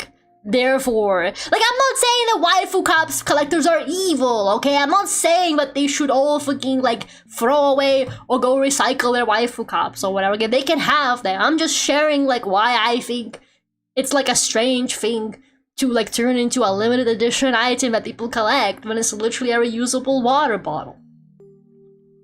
Like, this is just how it is, man. I don't understand. I don't understand why I can't have my opinion if you're allowed to have your opinion. on this. I'm sorry you have a waifu cap collection, Mystery, okay? I didn't mean to offend you. Mystery is probably sitting in the room surrounded by fucking waifu caps, and he's like, damn, Lara's fucking coming for me today. Maybe I am, man, maybe I am. But like, I don't know, I'm sorry me doing my hobbies is bad for the environment. The fuck am I supposed to do? Like, all of our hobbies are bad for the environment. Yeah, man, that's just kind of how it is.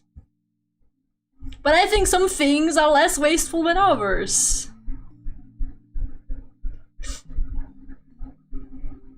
No Christian household would allow a waifu cap. So true, bestie.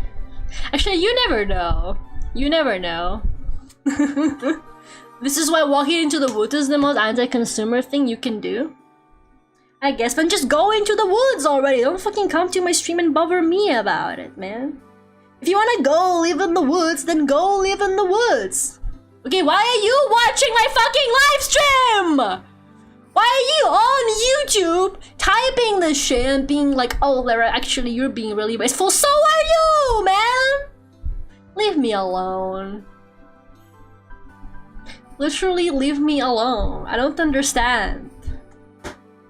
You can't fucking say anything anymore these days, man. I'm not even burning bridges with fucking gamer subs anymore. I'm burning bridges with my own fucking subscribers because apparently they all have waifu cups in their house. Okay, I'm sorry, S-Truck.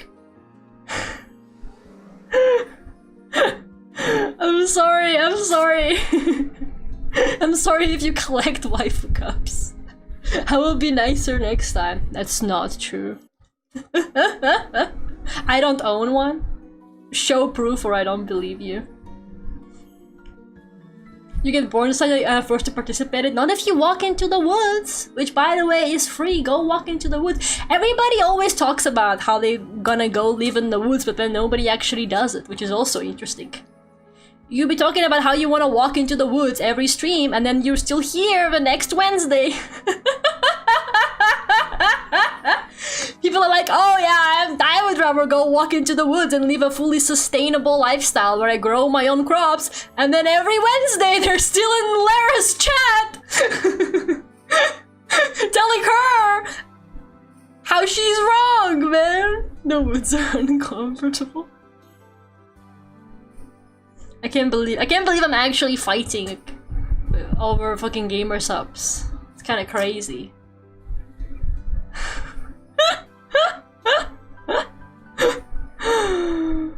I watch Blair Witch, I'm good. Watching the stream from the McDonald's? Yes. Actions speak louder than words. If you wanna go live in the woods, say less and do more.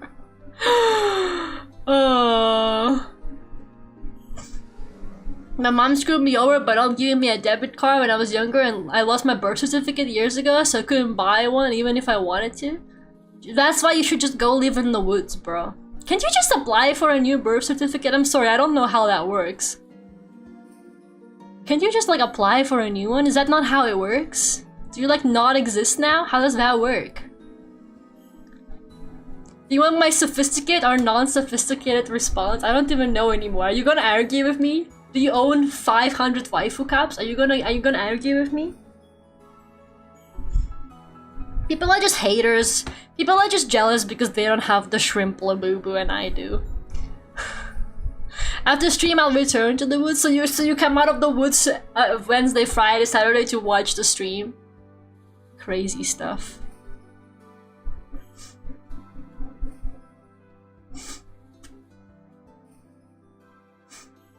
People really be like, I live in the woods, except for when it's Lara's stream time. I guess I could appreciate that, but if you're gonna fully commit, then just fully commit. Oh, I wasn't gonna respond about the cups, I don't care. No, look, all jokes aside, it's very hot in here. But like... The park Wi-Fi is free? What park? You're supposed to be in the woods, not the fucking park. What are you talking about? You can't just be in you can't just be living in Hyde Park and be like, oh, actually, I live fully sustainable life, self-sustainable life in the woods. No, you don't. What are you talking about?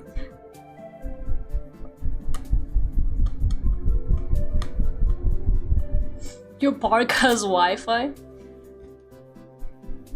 Sometimes they do have like Wi-Fi spots. Like they have like a cafe that has Wi-Fi or something like that. Sometimes it does happen. I don't think it's completely unbelievable. I can't believe waifu cups will end up being a divisive topic. People like their hot girls on plastic cups, man. It's kind of true. Oh man, I really wish it wasn't so hot because then I could actually finish this drawing. But I've just been like fanning myself. Okay, put the fan away. I threw it on the floor. I will never stop doing it. I need to lock in and at least finish the base colors or whatever. Do I love his anime girl shirt? That was iconic. Also, like, that one part in The Office that still drives me insane. Why did they even have that in there? Where I think it's like Stanley, which also is crazy. Like, why him of all characters? Where he's like, it's called hentai and it's art. I really need to know what was happening there. I need to know like who in the writing room was like, what if we put that in? Like, I don't know what they were like trying to say. What were they trying to say by that? What did they even mean by that? Like, why did they do that? Some writer went wrong. Some writer was like, what if I included my own personal agenda in this? Like, for like a random ass character? Like, it was such a random character to do this with too. I feel like that should have been a Creed line. I would believe it if Creed showed up one day and he's like, it's hentai and it's art. They clearly had a statement to make. Yeah, they had a public statement to make afterwards for PR purposes. Ryan? You think Ryan would be doing that? Okay, that would be actually kind of insane. I don't know about that. I can't imagine like any of the Office characters doing that, to be honest with you. Like, it just feels so strange. Such a random little line they included there. Like, why would... I used to think it was fake. I actually used to think it was like a fake clip that was like circulating around. But then I watched The Office and it was actually real. And that's when I was like, why did they do that? It was so fucking crazy.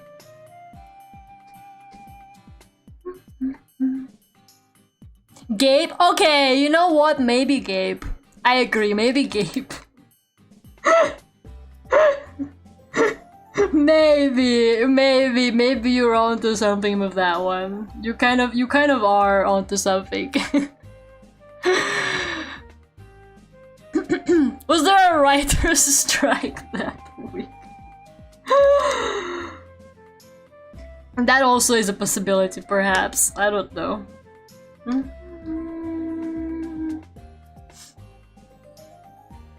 Is that a deleted scene?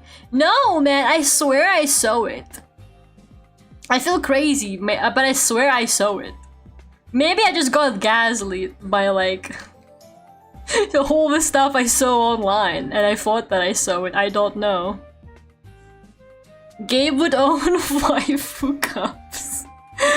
He would own waifu cups, man. He would own waifu cups. It's kind of crazy, but he would own waifu cups. A Vtuber's merge made it into an episode of The Pit? Really? First Criminal Minds? Or whatever? Was it Criminal Minds? What was like the crime? What's the crime show that I'm on, guys? What's that one crime show that I'm on? You remember how they put me in a crime show? Real and True? What's that one? What's the one that I'm on? I actually don't remember what it's called. Is it Criminal Minds? Law and Order. Yeah. Law and Order. That's the one. That's the one I'm on. So... basically they're copying me is what I'm saying. What's Criminal Minds? Is that also like a police TV show? I don't distinguish them very well. You're on Law and Order? Yeah, I'm on Law and Order. You want the link? Hold up, I'll find it. Yeah, I'm on Law and Order. You jealous? I'm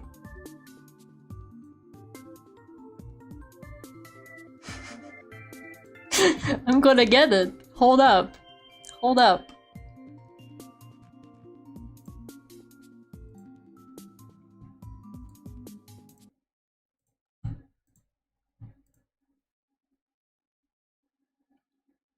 Okay, YouTube Shorts do not work on fucking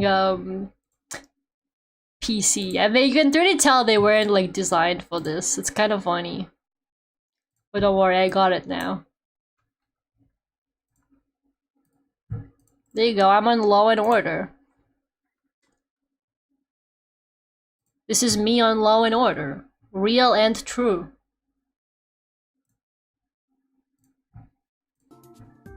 %100%. No lies. It happened for real, for real. Criminal Minds doesn't focus solely on sexual crimes, but over on a bunch of different crimes where they profile the person doing it, typically a serial killer, but not always. Wait, they put me on the show that focuses on sexual crimes? Why'd they do that? Why'd they do that? Okay, I'm gonna go pour more water. Give me a second.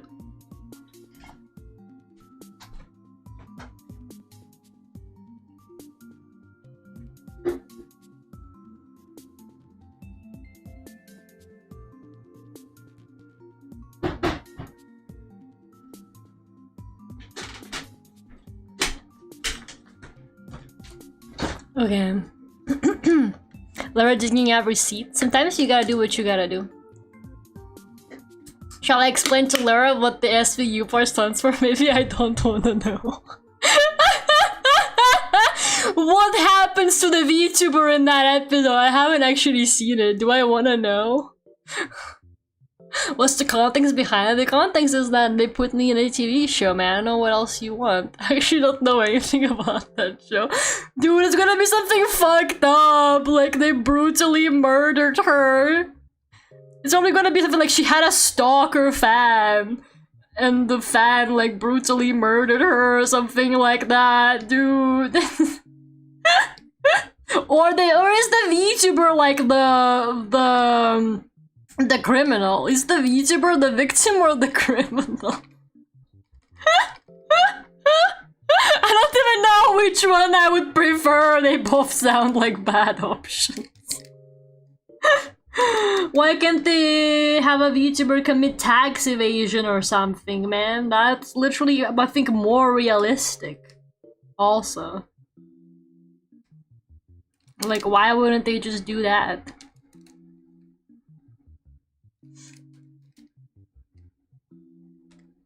Look at all that lace detailing. I thought the VTuber was the criminal. The VTuber is both the suspect and the victim? What? That is so fucked up. That is actually so fucked up. I can't believe they would put me in that show. Why'd they do that? Why'd I sign off on that? The fame got to my head. Once again, it was just like questionable sponsorship offers. Clearly being in a TV show, I was like, yes, this is what I want to do. The fame got to my head, for real, for real. I don't know why the fill tool that I use, I really love it, and it's like saved my life. But for some reason it leaves this like small white edge whenever I fill something in. when it touches like the canvas border. And it's like extremely frustrating because then I have to like go and do this. It's fine since like most of the time you don't have that many objects that are actually touching the border of the canvas. But sometimes it does happen, like in this case, and then you gotta like go in and correct it like this. I think you can adjust it in the settings, but then it like messes with some of the other ways the tool works, so it's just, I don't know, it's just not worth it to me. Other than that, it's great.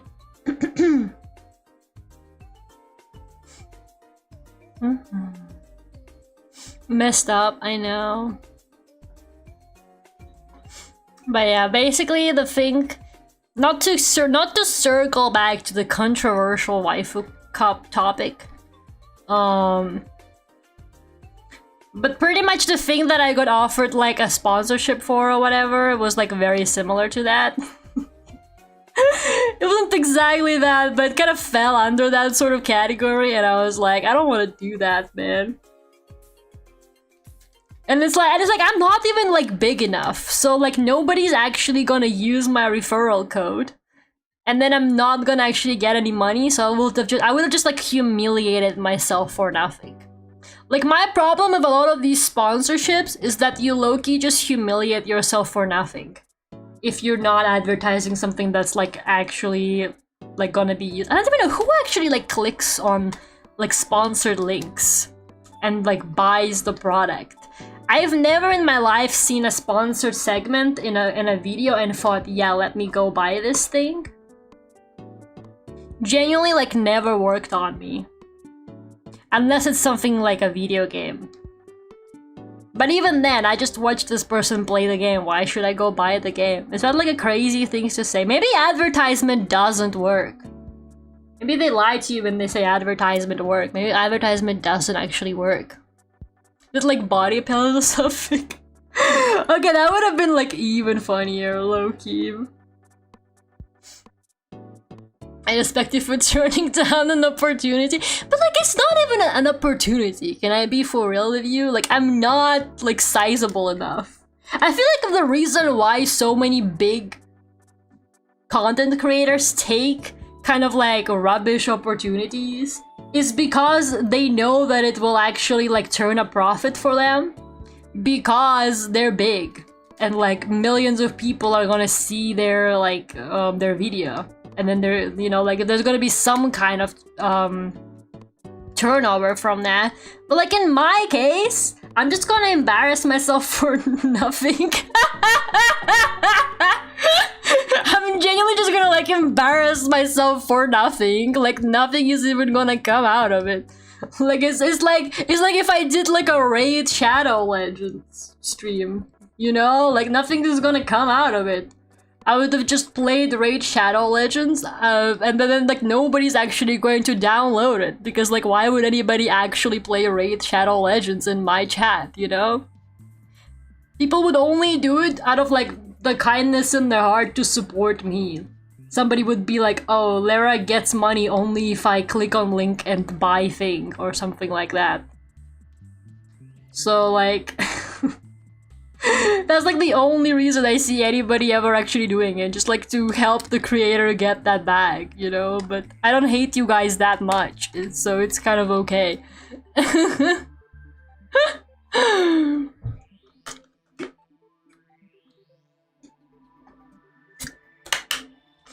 I have to really like the creator and be in the market for that product. That's what I'm thinking, but like so many, because the thing is, so many of them will advertise things that I don't really think have anything to do with them. Like, you know, when a random like YouTube video essay is like, by the way guys, check out these like air up bottles or whatever, like flavored water. It's like, and then the video essay is about something like how overconsumption has ruined our lives. And they're like, by the way guys, check out my affiliate link to buy this plastic water bottle. You know what I mean? So it's kind of interesting to me. So yeah, I feel like for in my case, like if somebody, because I make gaming videos, or I don't know, an art program was like, hey, can you do a stream where you draw in our art program? Maybe that would make sense because I'm an artist, and you know, like maybe like a drawing tablet, for example, and they're like, here's a drawing tablet, and I'd use it to draw. Maybe then some people who watch me and they're also artists, they're like, oh, maybe I could buy this or like a discount or whatever, right? But you know, I just feel like this is like no offense. Maybe this is me bringing myself down a little bit, but I feel like any company who's like trying to like sponsor me or whatever, like I feel like they must be desperate. Indie game developers, I understand, but also they don't pay me. They just give me the game for free. Like, I think that's chill, and they don't offer me like any money. Like, that's okay. I literally just get to play a game for free. Like, I don't care about that. But if someone is like, you can have like be like in our affiliate program and earn a percentage, I'm like, why are you reaching out to me? Do you even know? Like, maybe it's just a scam. Maybe I think too highly of myself. Maybe it's not even real. I don't know, man. Like, I think the Goblin game worked. I still think about it to this day. They got a new update in it. It's actually really cute, but they didn't pay me anything. Like, it wasn't really sponsored. They were just like, we give you a free key and you can play it on stream if you want to. Right? Like, there wasn't any contract. I didn't have to glaze the game. Like, often sponsored game streams, where they actually pay you money for it, they like make you say certain things about it. And you know, you're supposed to be like, this game is fucking awesome. Well, maybe not that, but you're supposed, they do give you like talking points to bring up normally for like sponsored, for actual sponsored things. But like in my case, people were just like, I'm an indie game dev. Do you want to play my game? I'll give it to you for free. And I was like, yeah, sure. But like there was no obligation for me to play the game or anything like that on stream. You know, I just did it because I was like, why the fuck not? You know, like, I don't really earn any money from it. And, you know, they don't exactly, like, lose money or anything like that by giving away one copy of the game to me. Goblin Sushi's on sale, everybody should get it, man. I think it was a fun game. Once I figured out how, like, the score multiplication thing works, it was great. And they added, like, an underwater level. They added an underwater level to it now, so basically we can play. What I'm saying is we can play it for Underwater Games Month, guys. I guess that's all I'm saying here. It's officially like certified Underwater Games Month game now.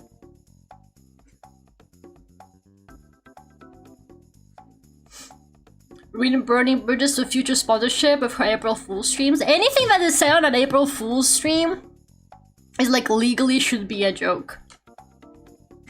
I don't know why I need to say this, but like, it's literally like nobody could possibly take that shit seriously. Also, she's literally thriving. She's fine. Is Underwater Games Month coming back? Not this year, it isn't, man. I'm starting my new job in like 3 weeks. Like, no way.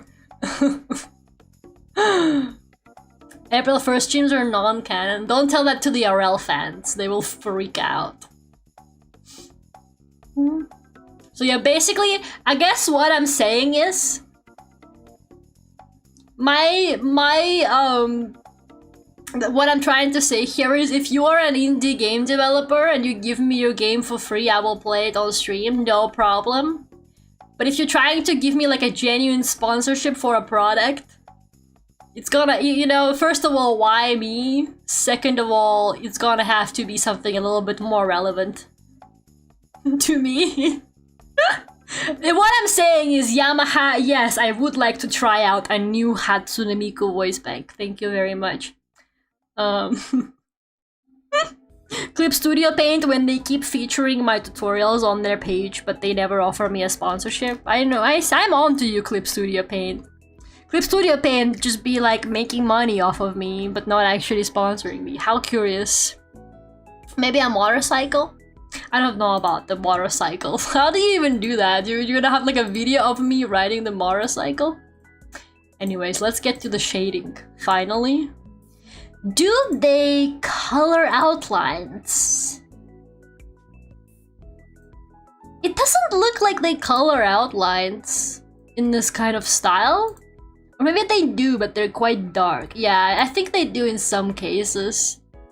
Oof, I think I made the outlines too thick. Can I be for real with you? I tried to make them as thin as possible already by my standards.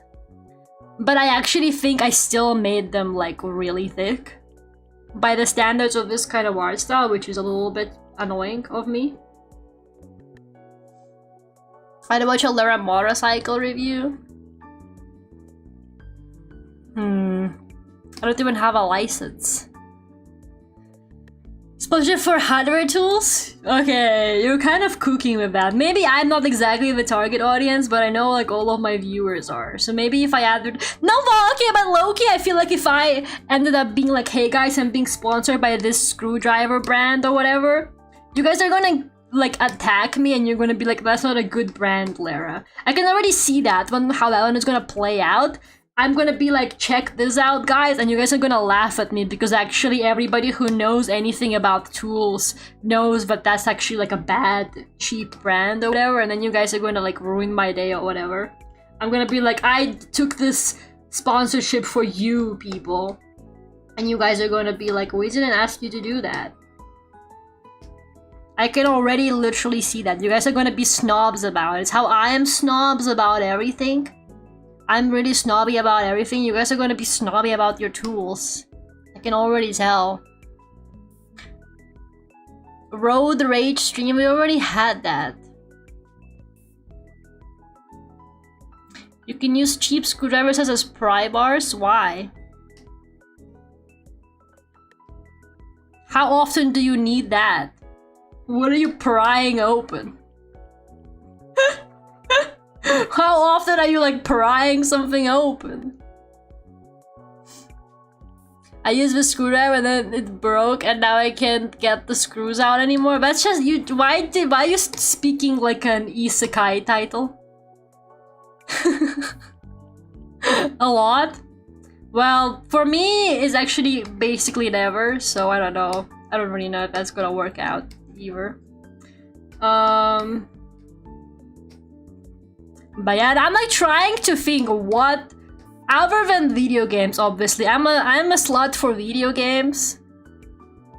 So like basically like almost any video game can reach out to me and be like, do you want to play this on stream? I would be like, yeah, sure, why not? But I'm just kind of like, I just really like video games. So I think that's just kind of my own problem.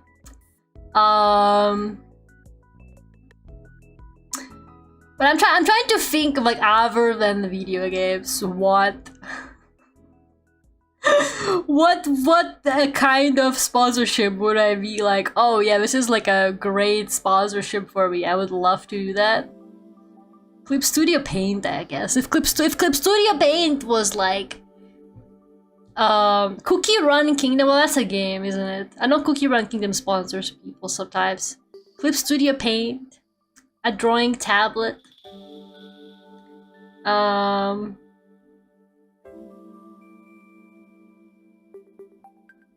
don't know, man. Y2K clothing brand should reach out to me. Even though I'm a VTuber and you will never see me wear the clothes. In spirit, I will wear the clothes. Is there a Home Depot video game? Yeah, it's probably horror. Something probably like chases you around the Home Depot or whatever. Controllers. I got my PS5 controller. I don't need anything else. Keyboards. I'm really bad at typing. I'm gonna be like, and now I will do a typing demonstration to show you how nice this keyboard sounds.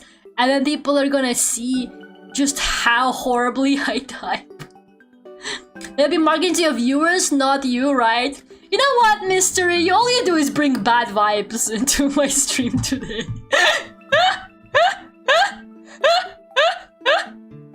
Just because you're right about this one doesn't mean that I'm like gonna start doing manspread ads or whatever. But just because my audience is like 90% of 30 plus men doesn't mean that I gotta get sponsored by like products. Maybe that's why I think. Maybe that's why I got that one anime like sponsorship. They're like, we're sure your like older man audience will love this anime product, but I was like, what the hell? That's cringe. I should have been thinking like my viewers, man. They fucking love shit like waifu cups. Fuck, I missed an opportunity. I was thinking like I was me, but I should have been thinking like I am you guys. I should have been thinking like I'm actually you. Oh my god, you did kind of open my eyes with that comment.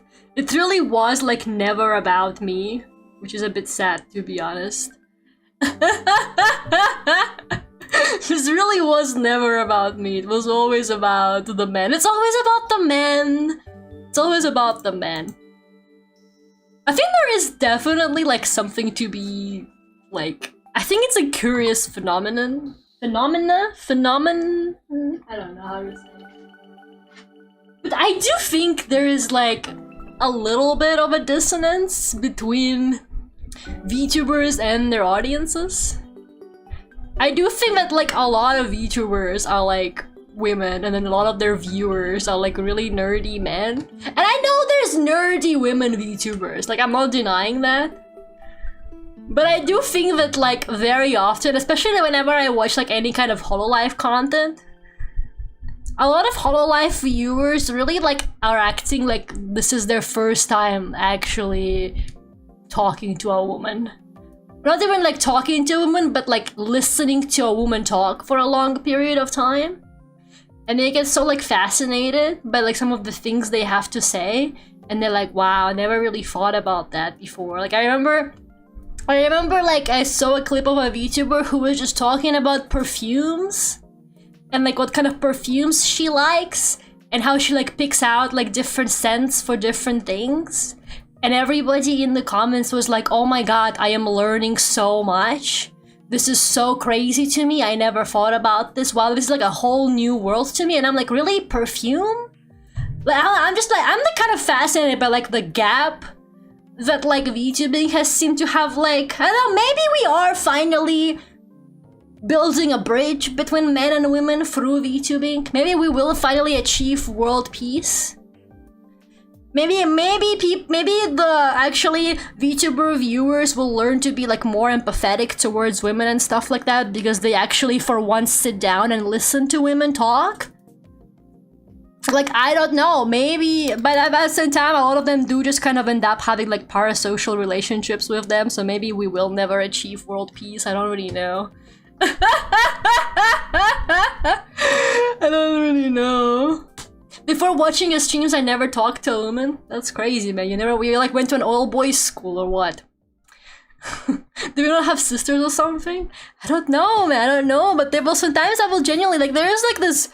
I feel like it's especially like a Hololive problem as well. I feel like Hololive viewers are like especially like unhinged. But sometimes I will see Kiara talk about like because Kiara is very like open, so she will sometimes talk about things that are like very kind of.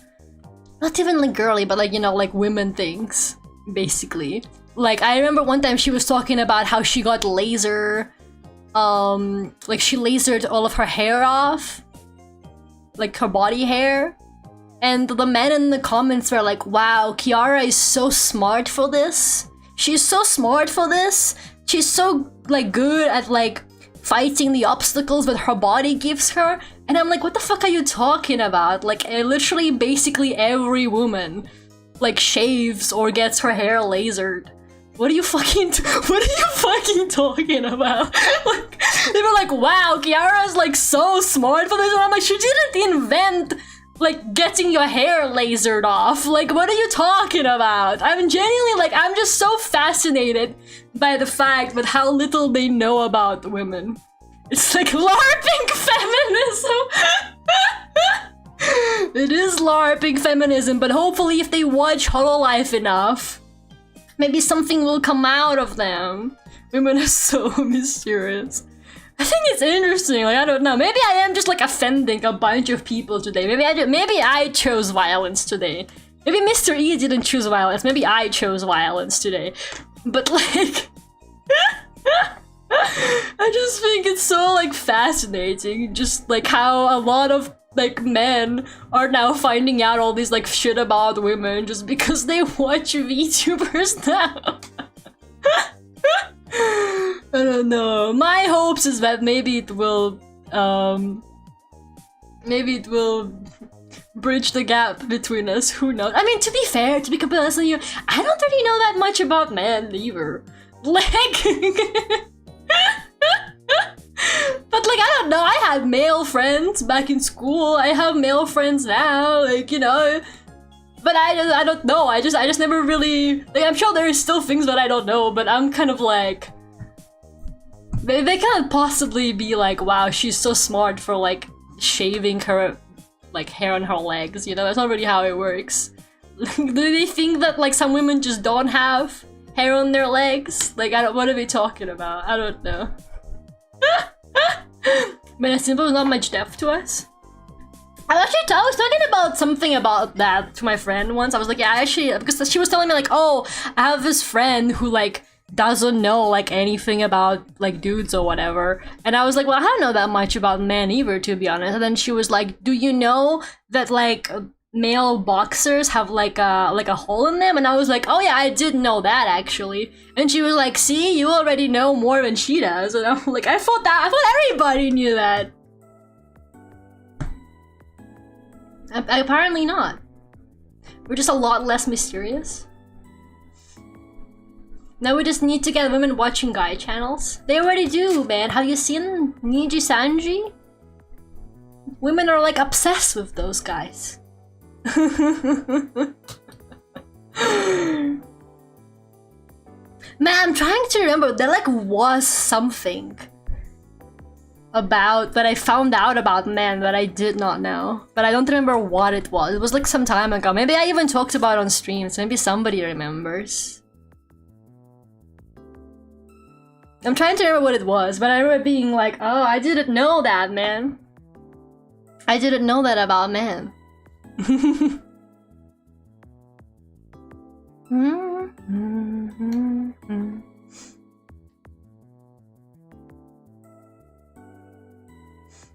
I'm trying to figure out what I want to do as a background for this. A lot of these like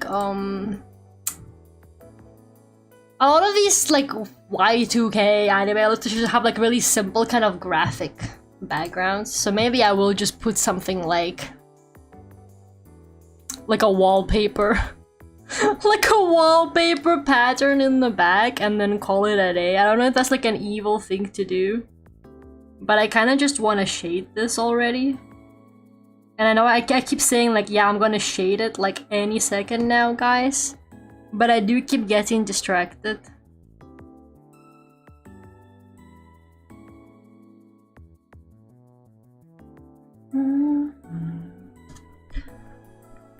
Gothic window, that's too much work. No, the Y2K illustration style is they just put some like very simple shit in the background. The next step after this would be to use like a ruler and make like a neat frame around it. And then grab some kind of brush that's like let's see, like a lace. And then you just go around it with like a lace. And then you're like, yep, that's a Y2K anime illustration. Maybe not exactly like this, but you know what I mean? Or you do something like that, and you're like, yep, that's a old school Y2K illustration. You just literally put something like that in the background, and you're finished. You're literally done. Like, that's the background. The shading really, I hope so. I hope it's actually gonna sell it, because so far I don't think it actually like feels like it that much.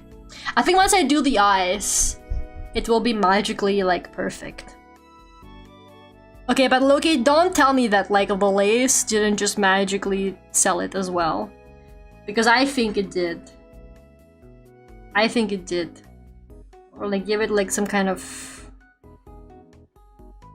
outline around it as well. Okay, that's literally Y2K. This is literally Y2K.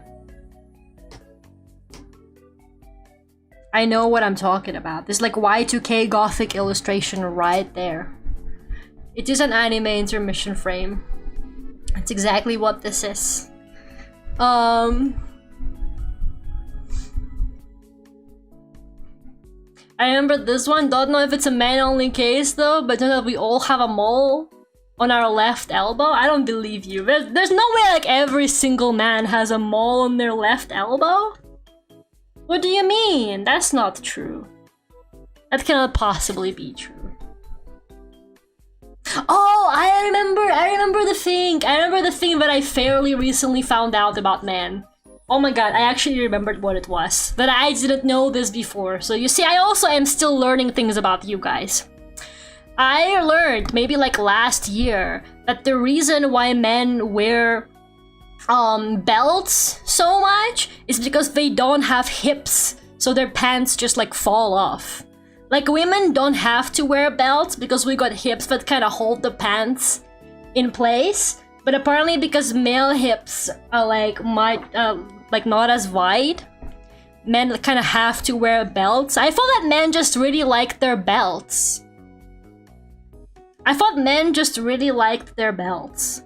But apparently there's more to this. I thought that they just were all obsessed with belts, but turns out they have to wear belts or their pants just fall off.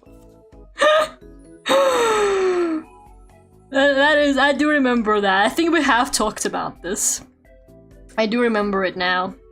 Okay, because I'm like desperate to know if I actually managed to do the style, I'm gonna shade the eyes. I know I always shade the eyes last, but I'm desperate to see if I actually pulled it off or if I'm crazy. There's a good brush for this? I don't actually know.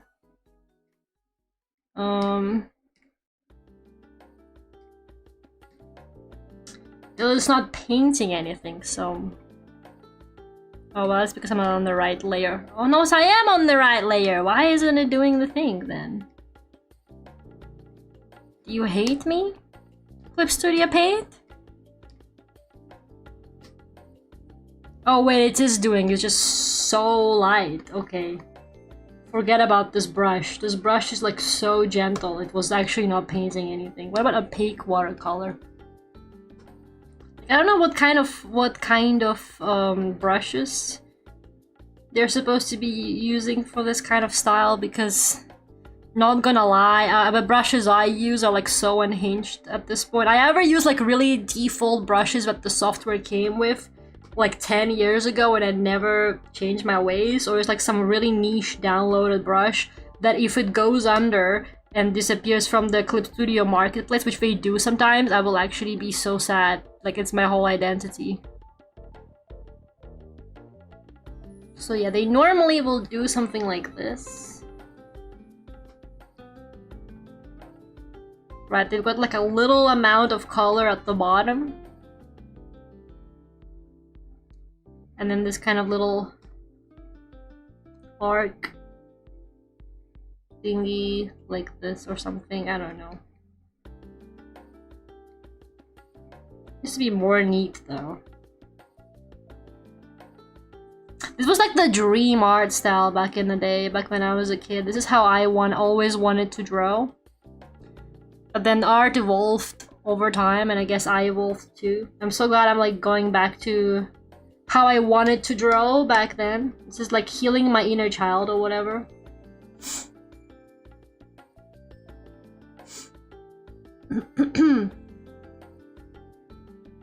That's why we need 20 belts in our designs, not an excuse. We have no hips, and if you're skinny, you have like negative hips.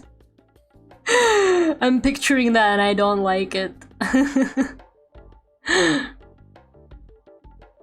Chick used to be rounder. No, they have pointy chicks. I looked at all the different references and they have like pointy chicks in this art style. Well, I guess kind of not really. They have like a both pointy and rounded cheek. You know what? You're like not entirely wrong. It's like both pointy and rounded. I don't know how that works.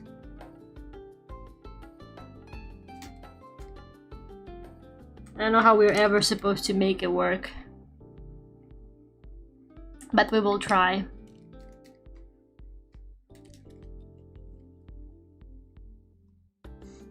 Maybe like this.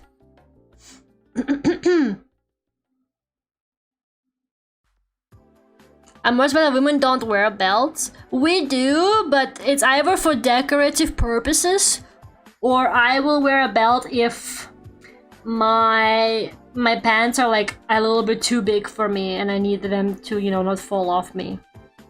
Yeah, in that case I will wear a belt. But yeah, normally not really. It's usually just for decoration. Enough random hair strands. I haven't gotten into the hair yet. Hold up. I haven't gotten into the... She doesn't have spiky hair. Maybe Lucinda was a poor character for this because she doesn't have spiky hair. I hope you like, you guys, if you remember, I hope you like the wallpaper though. I didn't exactly try to imitate the style, but I tried making something that's like kind of inspired by it. I hope I didn't fumble the vibe of the wallpaper though.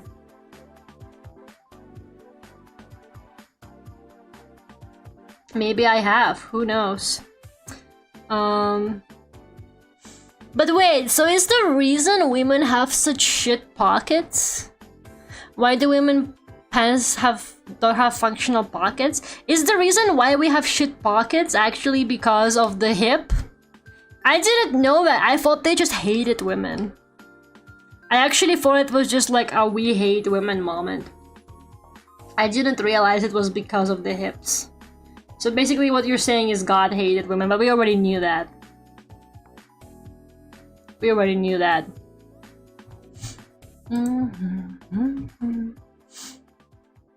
Wallpaper is fire, thank you. I love it, there's good summer vibes.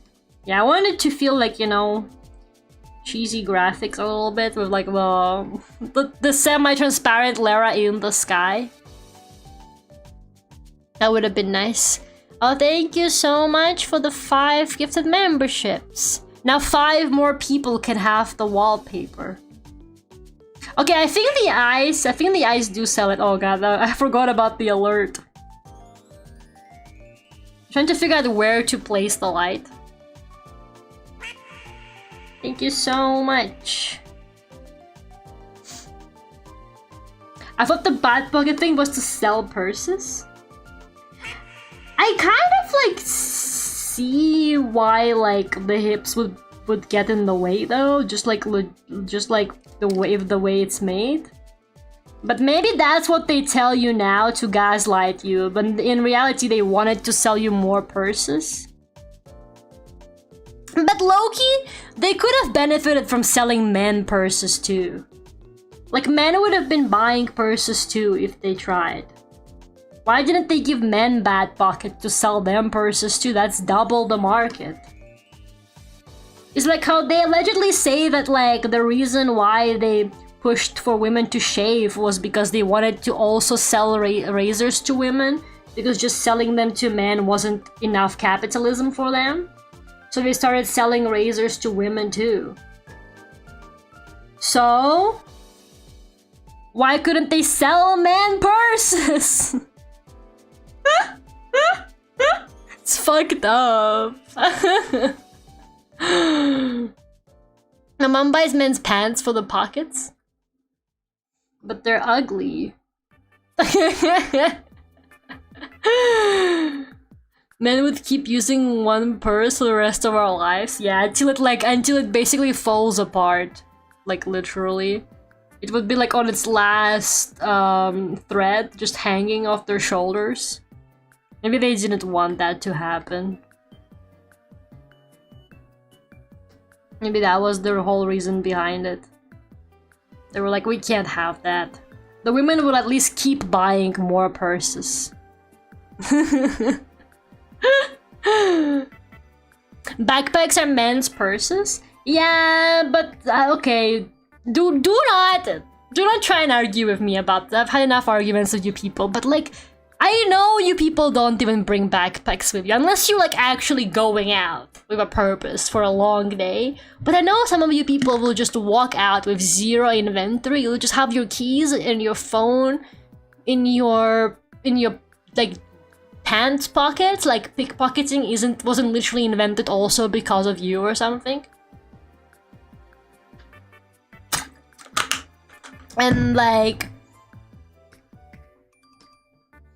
then sometimes you will bring a backpack, but very rarely. Like my male friend, he always has a backpack with him. So I was like, okay, he always carries a backpack, and he's always like got like random shit in his backpack as well. You know, he's he's prepared. He's always got like tissues or something like that that you might need. But the one time I was like, because he lent me some manga, and then I was giving it back to him, and I was like, oh well, he always brings his backpack, so like it's okay. Then the one time I brought him back his manga, he didn't fucking bring his backpack. And I was like, now you're gonna have to carry it. Now you're gonna have to fucking carry it.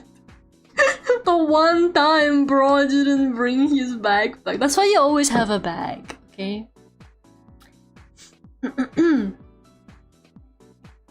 Backpacks don't count in my opinion. I only take one if I'm gonna carry actual stuff. Yeah, like you only do that if you like really, you're being serious about something. That's the only case in which you would bring a backpack. I know how that shit works. Their son was always coming back from class. I don't think so. Okay, how do we feel about the eyes?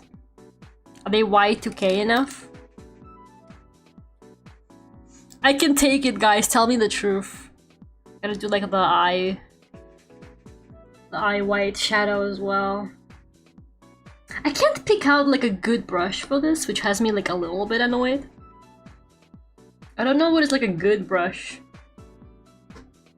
for this. I feel like it's this brush, but you really gotta press down on the pen for some reason for it to work. But it actually does create that like kind of slightly blurred effect that I'm looking for here. I typically carry one unless it's a quick errand.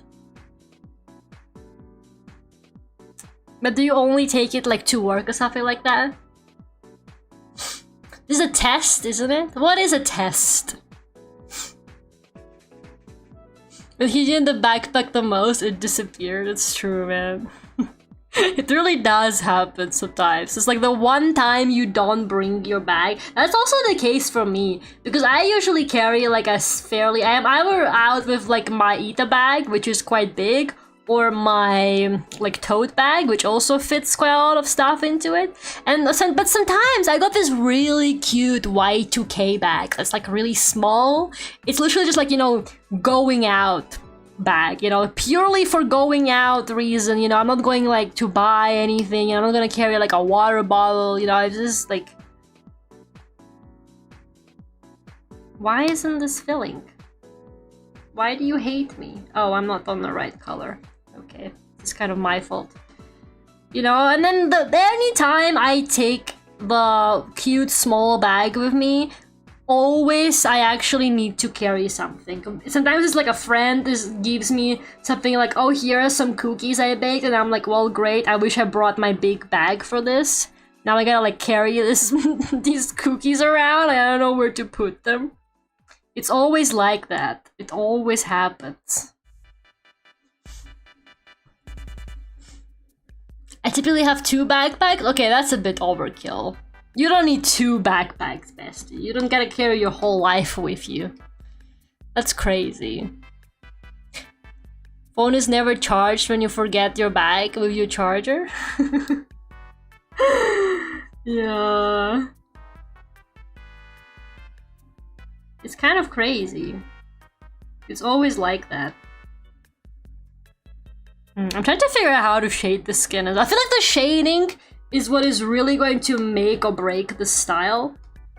Like, I feel like you can, if you shade it wrong, it's not gonna look like it anymore. Like, right now, I think it is very close to what I'm trying to do. But, like, one shading mistake, and it's literally over. It will not be the style anymore. Isn't that kind of crazy? I don't know why it's so complicated to imitate the style. Maybe that's why they don't do it anymore. They don't know how! I asked my dad why we don't make Y2K anime anymore. He says we can't, we don't know how to. Have what saw... I'd watch the Lucinda Gray anime. What would Lucinda Gray anime even be about? Even I don't know. I don't know what Lucinda Gray is about. 2 is 1, 1 is none. That is literally not true. What are you talking about? What did I came to? We're talking about how men never carry anything with them. They don't have purses or anything like that. They will only carry like a backpack if they really need to, but there's no... But women always have like a purse. Because men have like better pockets, but women need purses.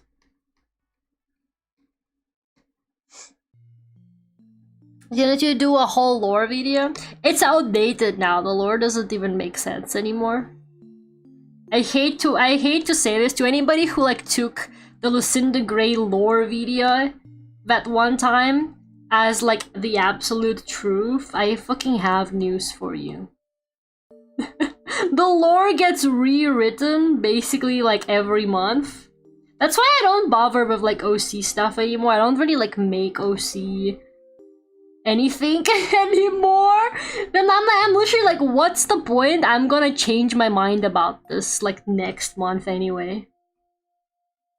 Like, I just draw vibe illustrations now. I just draw like fully vibe-based illustrations now that I feel like making. But I don't really care about the lore. It's like, it's too much, man. I got other shit to do than like worry about my OC lore, honestly. This is like a horrible, evil thing to say, I feel like. But I just can't anymore, man. I can't be bothered. I can't be bothered to understand how my OCs work. I just make like funky vibe illustrations and that's it.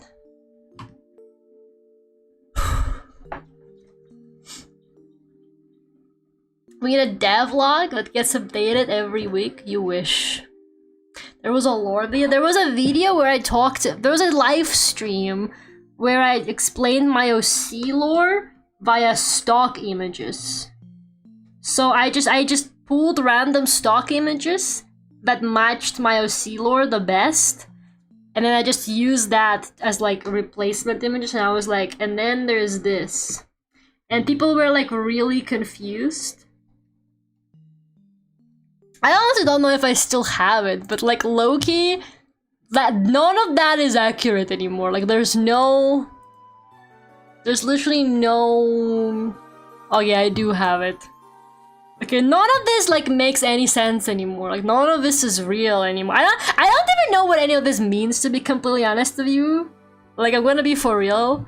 So like I don't even know what any of this means anymore. So just forget about it. Like literally just forget about it. The lore was never real. The lore was never real.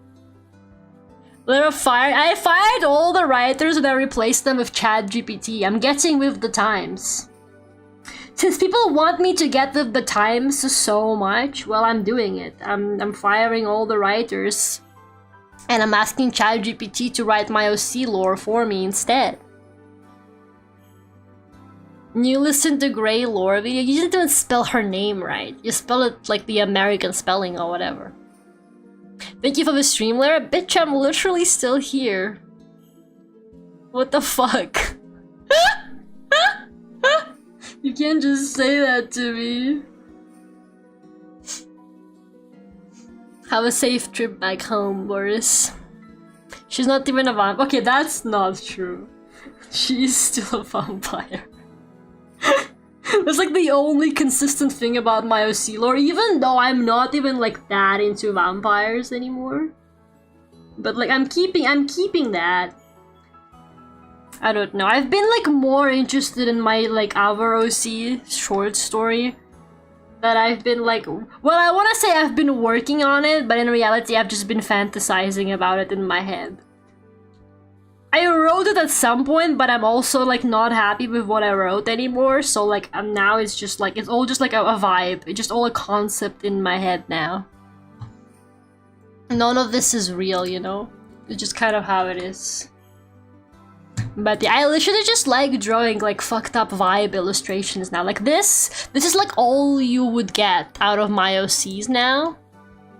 Like this is literally all you would get out of my OCs these days. Like it's literally just like vibe drawings like this.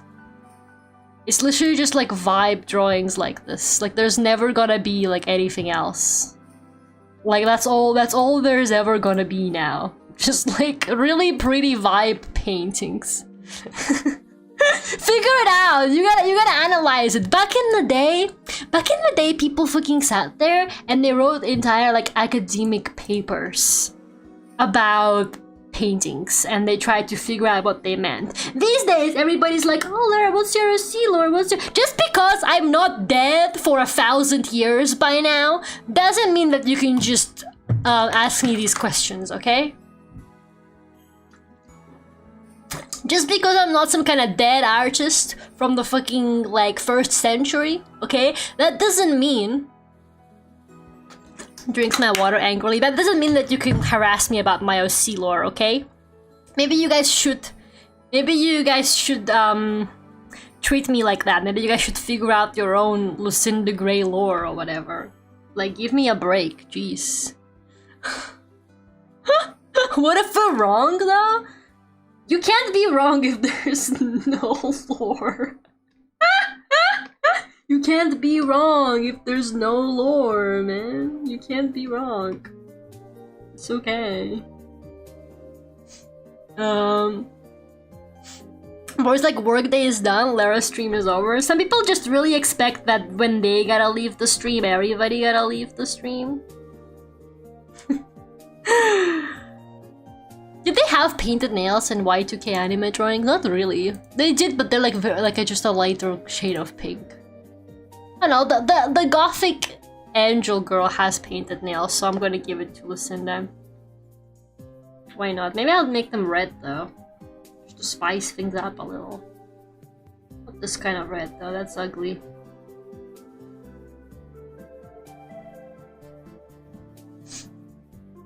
Well, Boris isn't here, time to leave, whatever. Lucinda Gray enjoying a frosty shower beer after a double shift in the mines. This Lucinda Gray fanfiction is kind of crazy, man.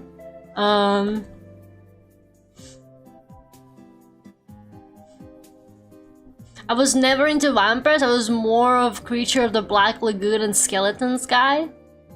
Creature of Black Lagoon. The kind of lore chart Wendigoon would put on his whiteboard. Who's Wendigoon? What does that even mean? What changed? What hasn't changed? What hasn't changed?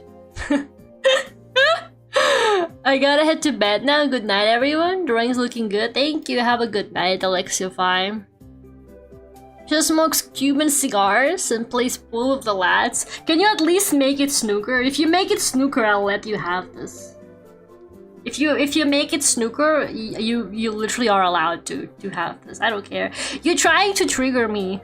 I know you're literally trying to rage bait me into like giving you OC lore by giving me wrong OC lore. You're like, oh, if I say OC lore that's like actually not true and really outrageous, Lara's gonna get upset and then she's gonna like lore dump on us. But it's like, it's literally not going to work because there's no lore.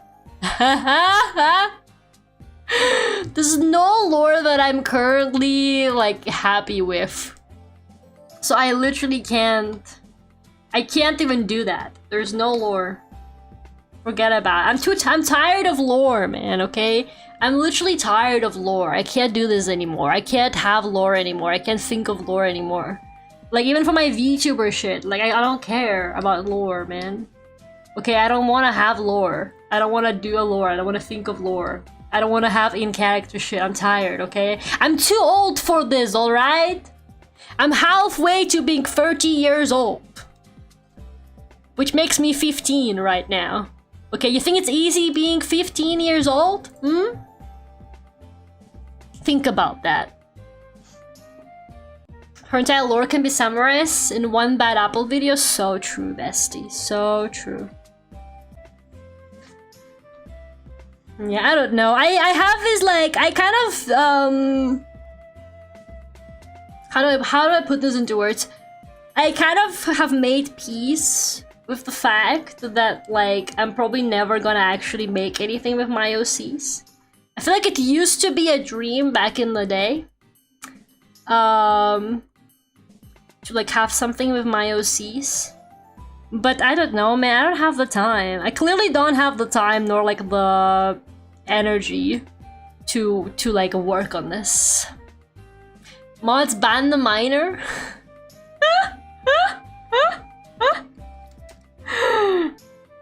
They can ban me.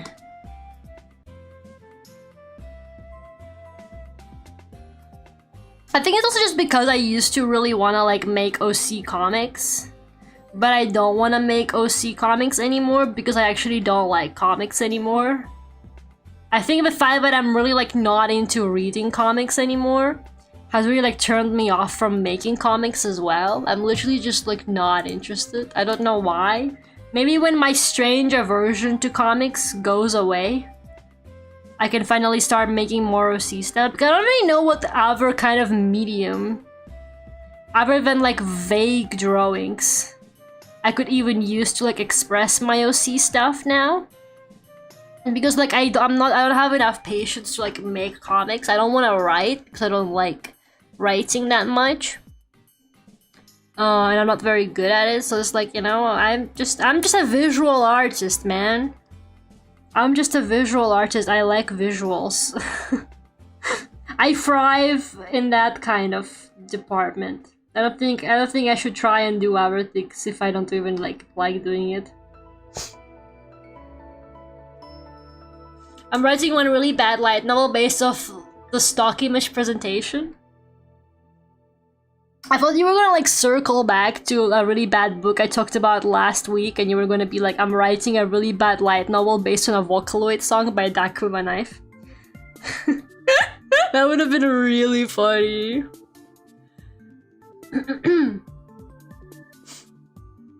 Have these witch OCs of a simple lore, just 3 witches living in a swamp. You have multi-alva, and the fervent Zelda doesn't have a proper design or personality though.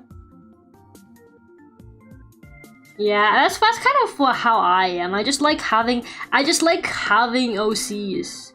And then, like, if I feel like drawing them, I draw them, but I don't really want to do, like, any kind of complicated, like, world building.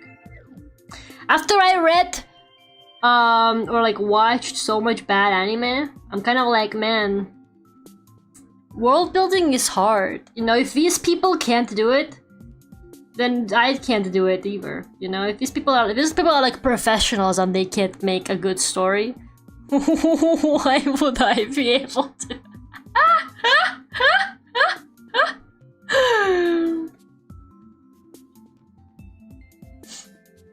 But I don't know. Yeah, I've been, like, not working, but I don't know, once again, just kind of, like, more focused on, like, a different OC.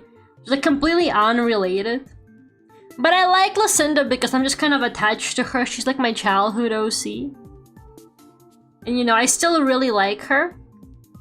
But it's not really something I'm ever looking into making into, like, an actual webtoon or anything like that. I feel like these days it's even easier than ever to get your comics and stuff like that out there because of webtoons. I feel like back in the day it was harder to, like, get your OC stuff out there unless you were, like, a popular artist. I don't know. I am kind of, I don't know, maybe I'm being naive. Maybe I'm being naive once again. But I am really looking forward to just like drawing for myself more once I have a job, once I have stable employment and I start getting a stable salary. I am actually really looking forward to just actually drawing for myself more, because I feel like I haven't really been drawing for myself that much, and maybe that's like a big thing that killed my OCs. I don't know, maybe the thing that killed my OCs was the fact that now I just draw commissions all the time. Now I'm just drawing other people's OCs. Maybe that's what it is. I'm not like planning on never doing commissions again, because I think it would be nice to have like extra money. Extra money could never hurt. But I think I'm definitely gonna be like a lot more selective, and I'm not gonna take as many commissions. So I think I'm gonna be more interested in working on like bigger projects, or like larger illustrations at least. So things that have backgrounds, you know, like interesting lighting, like kind of like full illustrations sort of stuff. I don't want to be doing 10,000 like character half body with no background kind of thing anymore. And yeah, but I'm gonna be more interested in doing things like merch art and like music video stuff. I always really enjoy doing stuff like that. I think is what I ideally would like to work on from now on. Have you considered commissioning yourself to force you to draw for yourself? I basically have been doing that my whole life, man. I'm like, if you draw this, then we can have a sweet treat. You have been in commission hell for a hot minute? Yeah. If a friend came up and offered to come up with lore for your OC, would you be down for it? Kind of like a collab? What are we, like my friend would do the lore for me? I don't know, it depends how good they are as a writer. I'm gonna have to see their portfolio. I don't know, it's weird because I'm also like, oh, I don't want to write my own lore, but I'm also like extremely protective over it, so I'm like, oh, I also don't want somebody else to do it. My OC, stay away from my OC. Kind of thing. I don't know. It's complicated.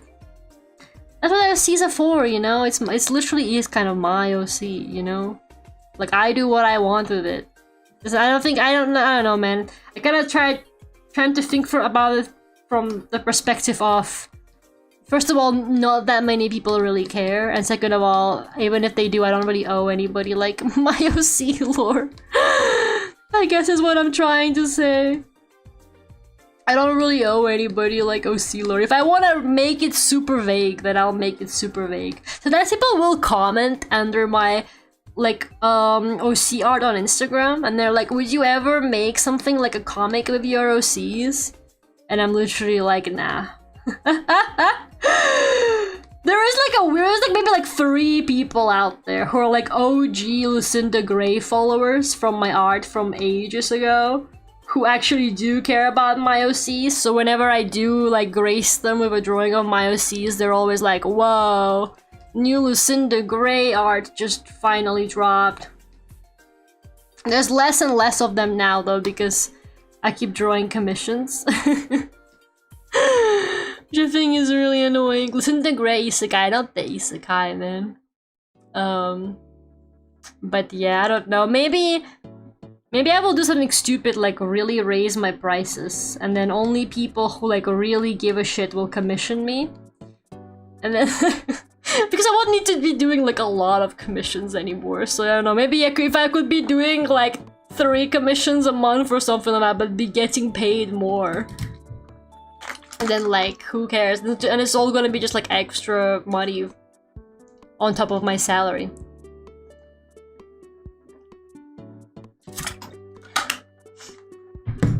You know. I don't know. Sometimes it's nice to have this like idea in my head that there's totally like OC lore or whatever, but it's just not true, man. It's just not true. I think it's because I'm not. I think the problem is the fact that I'm not confident in my writing, which is understandable because I don't practice it enough. Like, you know, I don't have the skill because I don't do the skill. But but I feel like bad writing is like one of those things that's really easily noticed by people who are even maybe not experts, because we interact with stories all the time since we're little. So I feel like really bad stories are very easy to spot, even for people who are maybe not necessarily like experts or anything like that. Like, I feel like even with things like art, sometimes like a drawing maybe is not like the most like skillfully done, but people will still like it, if that makes sense.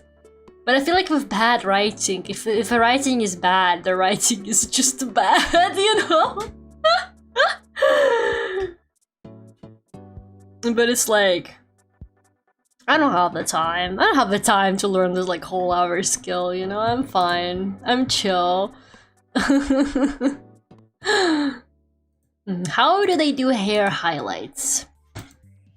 The hair highlights seem to be a bit divisive. There seems to be like multiple styles, but most of them, so the two styles that seem to be the most popular seems to be either you draw kind of like a weird sort of line like this going through the hair, like a kind of like a shape like this.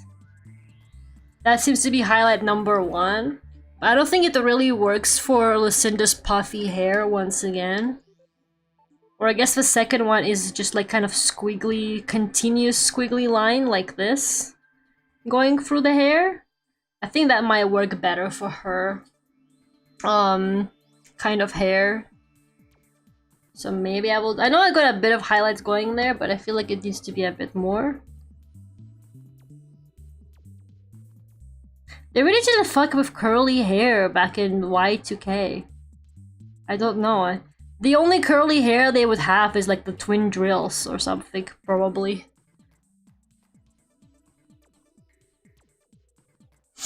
Sometimes you have to write something bad to know how it could be good. Yeah, I just don't know. I just can't be bothered. I think like sometimes you just can't be bothered to learn a skill, and that's okay, and you should just accept it. Like, that's okay. It just means that like it's not an activity for you. You know what I mean? People get like way too caught up in this kind of stuff, where they clearly don't want to learn a skill, but for some reason they keep like trying to like do it, even though they clearly don't enjoy it at all.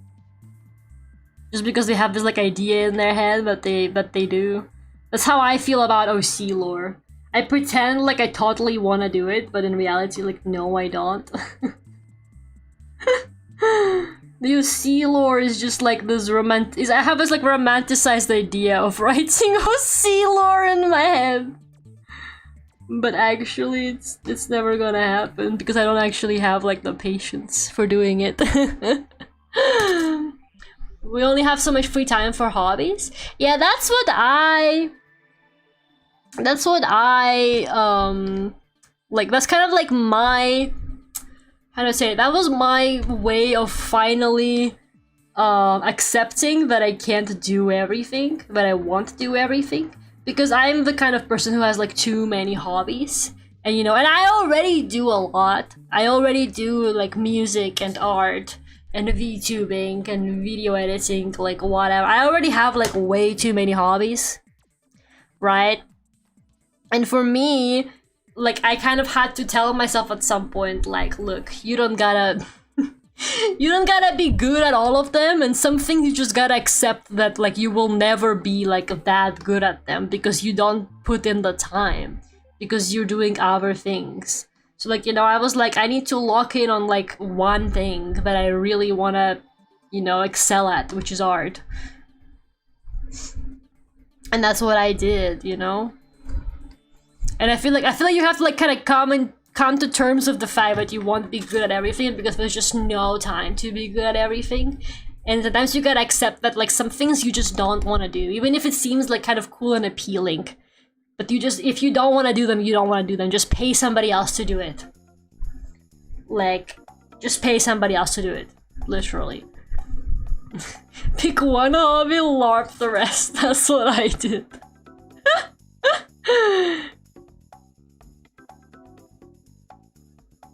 Curly hair was more of an 80s and early 90s thing. Yeah, I could kind of see that.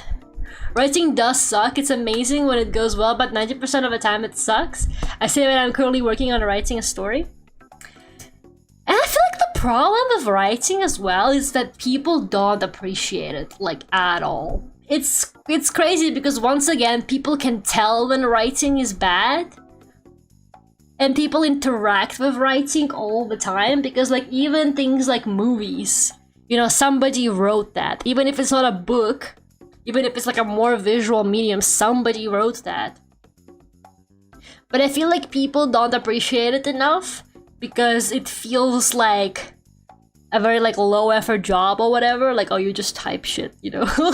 And you can't even, like, see it, you know? It's just like, there's like a semi-invisible thing that happens even though it's like actually part of everything. It's like how visual art is also basically part of everything, but people like refuse to admit it. People will be like, oh, it's so like easy to be an artist or whatever. Oh, like what can an artist like really do? Like what are you gonna do with an art degree? But there's literally like art in everything. Like you probably end up looking at like 50 different kinds of visual art. Like as you go through your day, you know, like you will see ads, you will see some kind of graphics, you will see like book covers, like everything was done by like somebody, you know, like you will see like, oh my god, it's so fucking hot though. You will see like someone like painted like a wall or made some kind of tiles, like literally fucking everything is art, man. Somebody designed something to look nice, even if it's something like really subtle, like interior design. All of that shit is art to me. Music that you listen to is art. Like it just doesn't make any sense. And I feel like it's the same with writing. Like there's like writing involved in basically everything, but people will pretend like it's not for some reason. Well, to be fair, a lot of video games, I feel like a lot of early video games back in the day didn't really have dedicated writers. They are hiring like dedicated writers now, which I think is why writing and like dialogue quality in games has improved a lot over the years. But I feel like for sure in some of the older games, they just had like the programmers or the game designers also do the writing. Which is like, you know, maybe they're good at both, but sometimes you do need like a dedicated writer for stuff. And you can tell! You can fucking tell when a game had like a dedicated writer who did the writing, you know? You could actually really tell. They used to just make the game as they went along with the development. Yeah, because there used to be like kind of less focus on story. I feel like there's more focus on story. Not in every game, of course, but in a lot of games. Art completes architecture. Without art, it'd be architecture. So true, bestie. So true. You should go publish a poem, like just like that. You know those like funny poems? Well, they're trying to make you take them seriously. You know, it was like 2-line poems, and then they publish entire books with them as well. I would love to get into a heated argument and be like, that's not art, but unfortunately, just because you don't like something doesn't mean that it's not art. You know, even the graphics on the waifu cups are art, whether you like it or not. Just because I don't like it doesn't mean that it's not art. But an artist indeed, for better or worse, was commissioned to design the drawing on the waifu cup. It happened. It happened.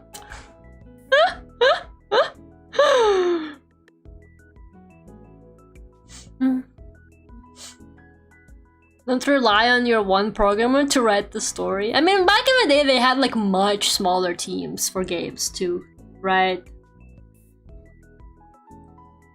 But yeah, I don't really know how many studios actually have like dedicated writers unless they are actively focused on like story games. I feel like I imagine most of them probably just hire like a contract, like a short term contract writer, and they're like, write us this plot or whatever based on this premise or something like that. But the writers need to be involved like early on in the game's development as well. I feel like sometimes they don't even do that. And then the writer has to work with like whatever they've got, you know? And the trick is to blend some shadows, but not all of them. I think that might be the trick. I like never actually blend when I normally draw. I just use brushes that are already kind of like this if I need more like airbrushy look. So this is a very strange experience for me. Getting the opaque watercolor brush is really good for this kind of coloring as well. I know Disco Elysium did. Oh no, Disco Elysium hired writers, alright. Disco Elysium definitely put in the work. I think Outer Wilds had a dedicated writer on it, if I'm not wrong. I might be wrong, but I think Outer Wilds had like a dedicated and like an actual like good writer on it, if that makes sense. The cups keep coming up. I mean, look, might as well at this point. I'm gonna send a message recommending Lara to do art for the cups. That'll be so fucking funny. Email gamersubs and be like, I got this artist. I think they would be great for your next waifu cup.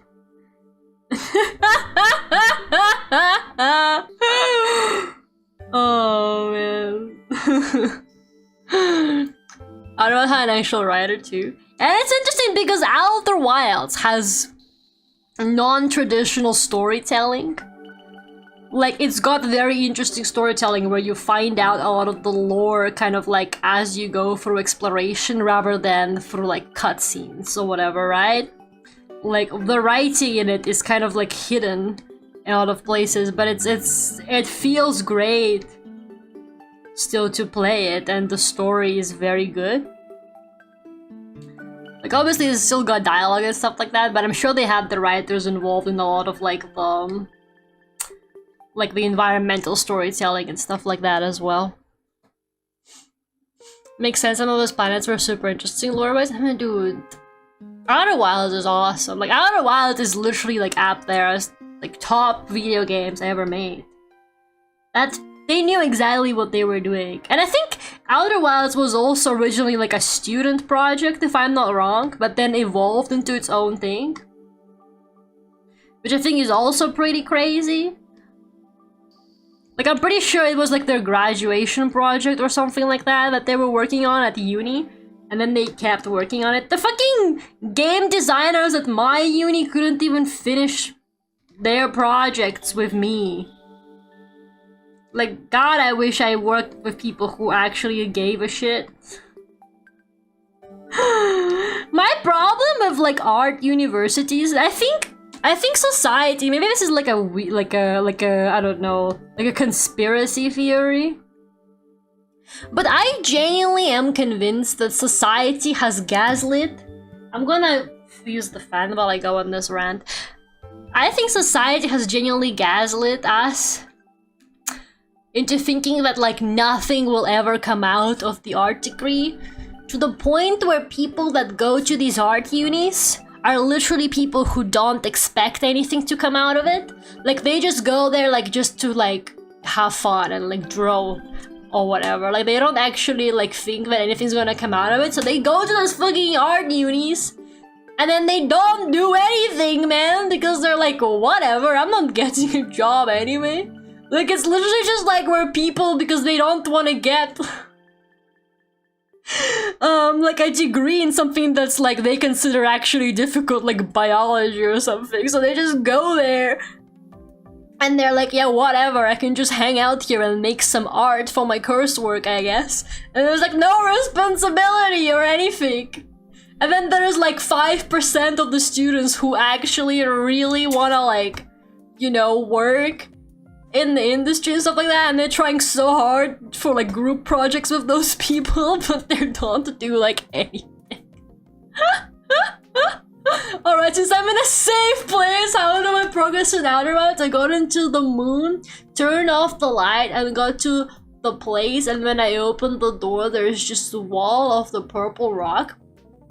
You have to do it from a specific planet, I think. I think you have to trigger the moon like location when you turn off the light from a different location. Like it needs to be, you need to be standing like on a different planet somewhere else, so that when you teleport to the moon thingy, you are not in front of a rock. I don't remember. I think it's got something to do with like you need to like walk to like a specific place and do it. I can't remember. It's been like a long time.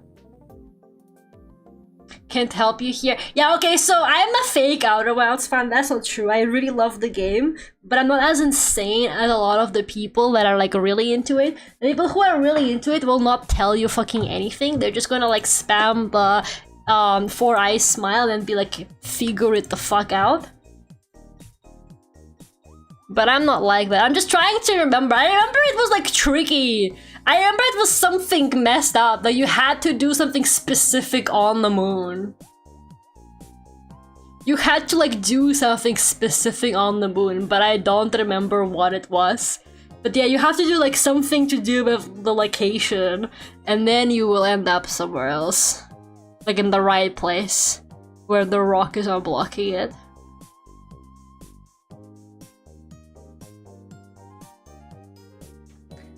Outer Wilds. How to...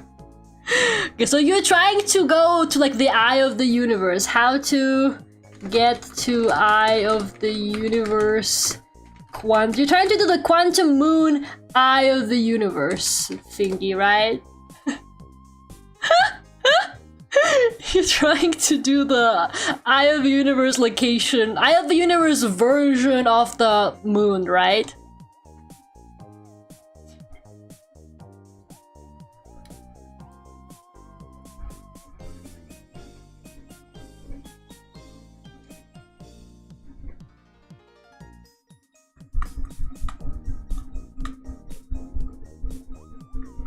Yeah, it has to do with like your position inside the shrine. You need to like do something specific. You need to do like a specific thing. I'm reading like a guide right now. But like honestly, I can't even remember why that is the case. It's been like so long since I've played Outer Wilds. It's actually worth it. It's actually so worth it. Don't play the DLC though! Promise me you won't play the DLC. Don't do this to yourself. The main game is like worth all the effort, the DLC is not. I'm gonna be so for real with you. It's like somehow longer than the base game is too, like it's insane. Short answer is play the game. Short answer is if you're really stuck, just look it up, don't listen to the Outer Wilds fans. There's no shame in it. At least let them try the DLC. Just getting the DLC stuff is a fucking math puzzle, man. Like trigonometry or whatever that they make you do. I haven't even bought it, you're fine, don't worry about it. Only place I hadn't been to is inside Dark Bramble. Yeah, that's the fish planet, right? Yeah, that's a very important thing for actually getting to the eye is there. But on the Quantum Moon, I'm trying to think. The Quantum Moon is where you, like, if you get to the eye thingy. I remember what's there. It's actually really worth it. If I'm remembering correctly what is actually in the correct location of the Eye of the Universe, like moon surface. If I remember, if that's what I think is there, it's actually like super worth it to get there. I would recommend it. But yeah, I just read how to do it, but I don't remember like what the reasoning behind is. But yeah, it has to do with like one of the quantum rules in the game. That you have to do something specific so that it doesn't land there. It has to do with like the location of the shrine. Or whatever, I think. I love trigonometry. You don't have to lie. Since some people really love it. I didn't hate it, but I didn't like the fact that like it just felt so like different vibes-wise from the base game. Because I my excitement about it was like, yeah, I'm getting more Outer Wilds. But then actually it was like, no, you're getting a horror game. Like, you're getting you're getting half Outer Wilds, half horror game with roaming enemies in complete darkness that you can't see, that if they grab you, you die. Kind of deal, which I thought was like,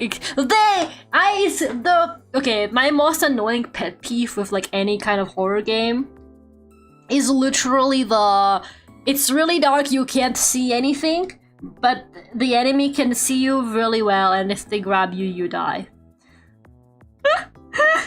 Like, it's so annoying. I can't see, man. I can't see anything. But then the enemy is like always right there in the dark. Like, you make one wrong step and they grab you and you die. And now what? I thought I had to like play with my scout until I saw the shrine. Don't remember, but that sure don't work. And yeah. I don't even remember where you learned the rule. Is it in the tower? I feel like the tower teaches you like a lot about the quantum stuff. If you haven't been to like the quantum tower yet, you should check out the quantum tower. The one that's like on the, I think it's on the Tornado Island. That one teaches you a ton of the quantum rules. I like the DLC except for the dark parts. The story payoff was worth the price of entry. You see, for me that wasn't true. I liked the story of it. With like no spoilers, I enjoyed the story of the DLC, but it felt to me like the effort that it took for me to get there just wasn't enough. Like, I spent longer on that shit than on the base game, just because I was constantly lost in the dark and confused. I like the daytime part of it, where you explore like the initial planet. I thought that was fun. I don't know. Maybe I'm just a hater. Maybe I'm just born a hater, dude. I literally just don't like anything. It's kind of crazy. People call me a contrarian, but I don't even think that's true, man. And maybe that's something that a contrarian would say. I understand that. Like, it's not my fault I don't like some of the shit our people like, okay? It's not my fault I have better taste. People will be like, you're a contrarian, Lara, but it's like, no, I really do wish I could just agree with you guys on everything, because then we would never have any problems, but I can't do that, because I don't. I'm too opinionated. The tower from Pearl Hollow, yeah, you gotta check out the tower on the tornado, not the island, on the tornado planet. That one teaches you like a lot of rules, I think. I get why you don't like it. The devs committed really hard to the themes of the redacted, so the dark parts made thematic sense. I enjoyed some of the stuff in it, but I don't know. It felt to me like it was even more obtuse than the base game as well. Like, it felt like it was even harder to progress. At some point, I made progression by complete accident in it, with the lantern. Do you fucking remember what I did with the lantern? I literally accidentally progressed with the lantern. I didn't even know that was gonna happen. It just happened to me by accident. Like, it was so random. So will you stream the Nika prologue? I wanted to see how you react to it. You guys think Lane went to bed? You think it's too late to ask her to time him out? I think I might have to go reach for the button myself. I think Lane might have gone to bed because it's late in Germany. I think the Germans are all sleeping. I need another moderator in the American time zone so that they can ban Aaron when when Lane goes to sleep. There's something important in the tower. Figure out that in order to get up there, you need to wait for it to go inside the black hole and get up there from space. But all I got were lore scrolls. No, that tower teaches you how all the quantum rules work, basically. You cold? Phoenix, I am not making you a moderator. You're too close to this. Aaron would be a good mod! The guy who gets timed out more than like anybody else in this chat, mod Aaron so he can time himself out. No, because then he's gonna be untouchable for the other mods because the mods can't ban each other. But yeah, so I'm sorry, Phoenix, no offense, but you're never gonna be a mod. You're too passionate.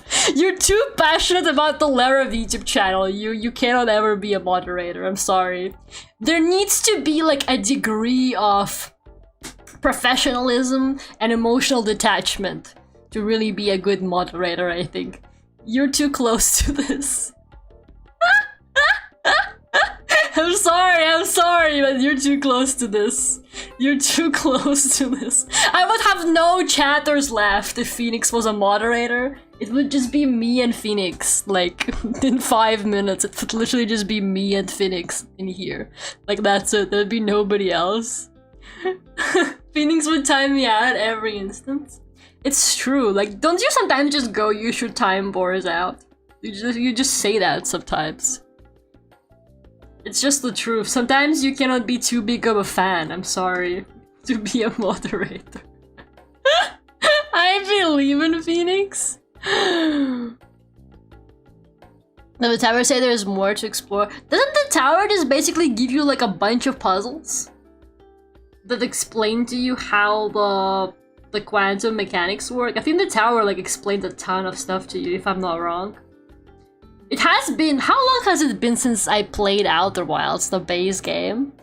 It must have been like 3 years, you guys. I hate to say this, but it might have been like 3 years since I played Outer Wilds base game, so maybe don't rely on my knowledge that much. How about I convince my brother to start watching and make him a mod? Why would you convince your brother to start watching just to make him a mod? Guys, I'm sorry, but probably nobody's becoming a moderator anytime soon. I'm fine with my current mods. Which is basically just lame because Minami is working when I stream now. But it's okay. My chat is not like anywhere near wild enough for me to require more than like 3 moderators.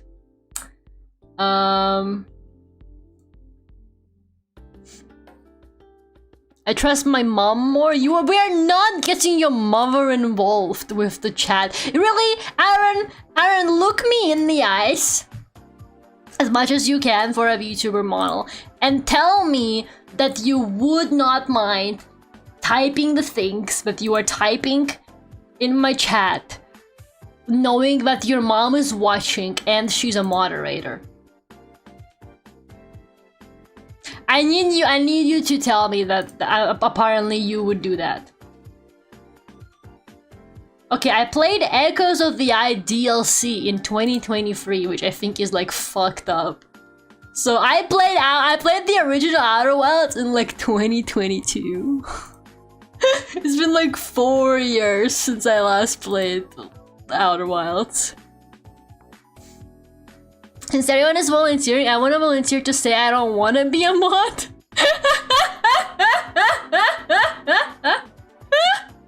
I'm old enough to be a mod. It's not about the age. It's about how responsible you are.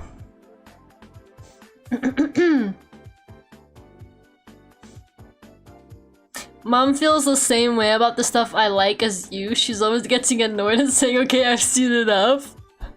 A few seconds into a video, okay, she needs to grow up and watch the whole thing. My mom, when I do the annoying thing and I bring like a Vocaloid music video to her and I'm like, Mom, watch this Vocaloid music video, my mom politely sits through the Vocaloid music video. And then she tells me her opinion on it. Okay, or she goes, I didn't get any of that. Most of the time she goes, I didn't get any of that. Okay, but at least she tries. Your mom needs to be nicer, man. I mean, I'm not your mom. I don't owe you being nice about your interests, which is why I'm not. But she's your mom, man. That's messed up. Your mom kind of owes you to be like, yes, sweetie, that's really nice. That's great, sweetie. I'm glad you're enjoying this anime.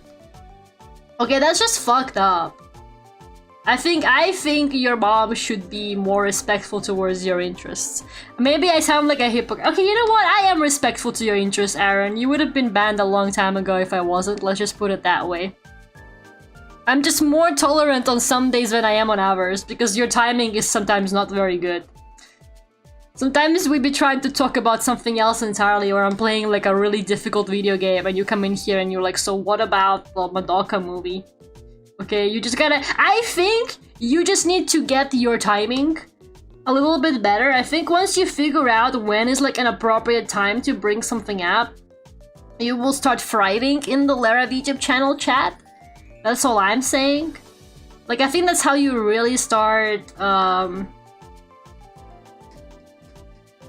becoming one of the greatest chatters to have ever lived. You just gotta figure out the timing. You just gotta be like, is now an appropriate time to bring up Goddess of Victory in Nikke? Which most of the time, to be honest, it is never a good time to bring up Goddess of Victory in Nikke, to be completely honest with you. But we'll talk about that another day. Lara is a good mom to us. No, I am not. Don't you ever talk to me like that again. I am not your mother.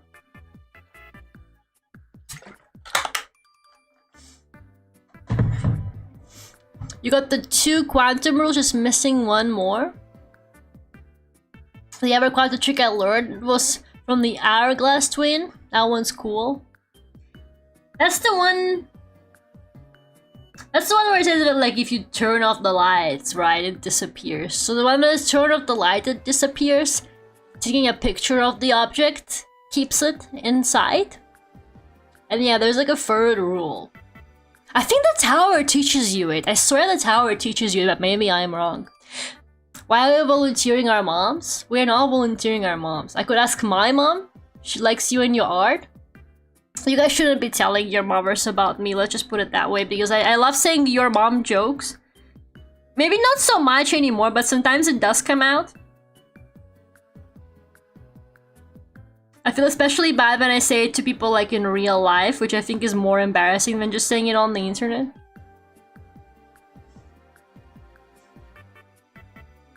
But yeah, I don't know why people are volunteering their moms. And don't you say hi Lara's mom like she's your friend, okay? She's not. Do not talk to my mother. Do not address my mother, okay? Just because she might be lurking in the chat.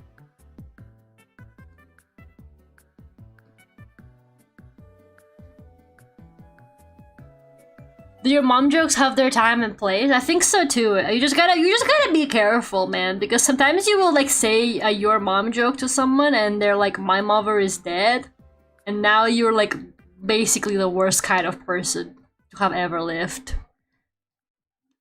You know, it's just kind of messed up. Hi Lara's mom, do not talk to my mother! Forget about her! Do not even think about her. You guys are gonna summon her. You guys are literally gonna summon her.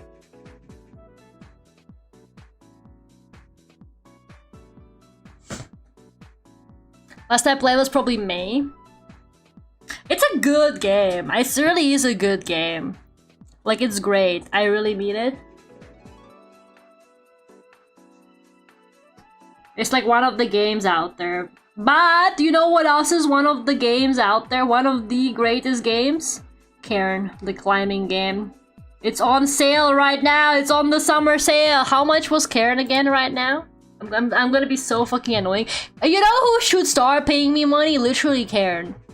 I think Cairn should actually start paying me sponsorship money because I've advertised that game like nobody else has. It's 25% off right now. It's 18 pounds. That's probably like $20 or something. Yumeniki is free. So nobody has an excuse to not play Yumeniki because Yumeniki is literally free on Steam. Like if you haven't played Yumeniki yet, even though it's like literally free on Steam, you should fucking play it. Zero excuses for that shit. Just let my mama link to the stream. Guys, we gotta wrap this up. We gotta wrap this shit up ASAP. Hold up. We gotta finish shading this. It's gotta be like in Phineas and Ferb, man! We gotta pull a Phineas and Ferb on her! Aaron is gonna be like, Mom, look at this VTuber! And then the mom shows up and the stream, like, VOD is not even there. I packed up and I deleted the VOD. I'm gonna pull a Phineas and Ferb on your mom. Just you fucking wait. This is what you get for sharing me with your friends and family. Never share a Lara stream with your friends and family, okay? Stop doing that. You're embarrassing me and you're embarrassing yourselves. Are you not embarrassed to show this to your friends and family? Like, what is wrong with you? You know what? Actually, this is actually kind of embarrassing. I have a friend who, well, I don't exactly hide that I'm a VTuber from IRL friends, but I also don't really share it. Like, I don't, meet people and I go, you know what, I'm a VTuber, by the way. I don't exactly, like, tell people. But sometimes they'd be like, oh, do you want to hang out? And I would be like, oh, sorry, I'm streaming or whatever, or that evening. Right? So, I kind of sometimes have to tell them because I don't want them to think that I'm blowing them off, like, or like making shit up. Sometimes I am just like, look, I've got a stream scheduled like for this day or whatever. But most of them like don't watch me or anything like that. Like they just, they know it exists. They know that like hypothetically I'm a streamer. But they don't really know much about it. Like what my channel is and stuff like that. But sometimes they find out because once again, I'm not like super hiding it. And if they know my art account, I think it probably takes maybe like 3-4 clicks, maybe even less, to somehow click into my VTuber account from my art account sometimes, okay? So like it's not really hard to find. It takes like a little bit more effort, but it's not super hard to find if you have my art account already, right? You aren't just wearing Lara merch? No, man, I'm wearing Green Penrose merch when I hang out with friends. So like one of my friends, who I talk to IRL, like, does actually watch my channel sometimes. And it's so fucking funny because she keeps telling other people about me. She introduced me to her friend who I've never met before. And the friend just randomly went, oh, by the way, I love your new VTuber model that you just debuted. It looks great. And after I just stood there like stun-locked. And I'm like, why is this person I just met today like telling me that they love my VTuber model? And then I just look at my friend and she's like, I'm sorry. And then they say something like, oh yeah, you're doing this. And I'm like, why do you know so much about? She keeps like advertising me to people, man. She keeps being like, yeah, this is my friend Lara, she does this. And I'm like, you stop this. You fucking stop this right now. Based. It's embarrassing. It's embarrassing, man. No, I mean, it's okay. I'm kind of fine with it. I just like as long as they don't like expose my personal information on the internet. Like the main reason why I would rather people IRL like didn't like watch as much is because like I don't want them to say something like in chat that maybe they don't know that I don't share, for example, if that makes sense. That's like my only concern. Like actually, other than that, I don't give a shit if people like IRL watch me or not. I think most of my IRL friends, because all of them are normies, I think they just think that it's cringe. I think they just think that it's cringe, and that's fine. That's fine. That means I'm safe. That means because they think it's cringe, they will never check it out. So I can basically, I guess what I'm saying is I can basically talk shit about them all I want, and they'll never find out because because they think the channel is cringe, so they'd never watch it.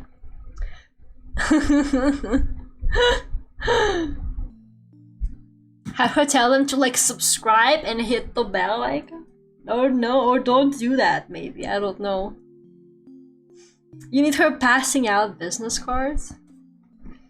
I'm just so crazy, man. She really be telling people about me. I was like, I mean, I don't know. I find it interesting because like I don't know. Maybe I just don't have any like confidence, dude.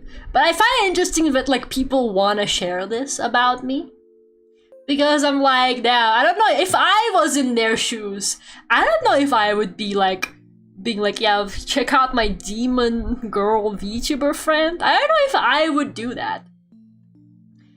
Because I guess maybe the truth is maybe I just find myself a little bit cringe.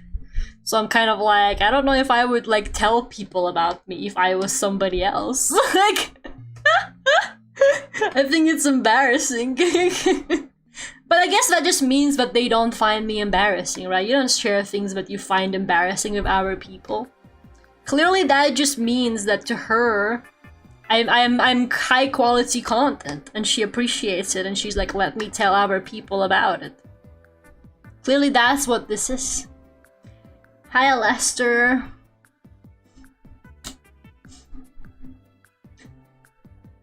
But you aren't kind of this fun?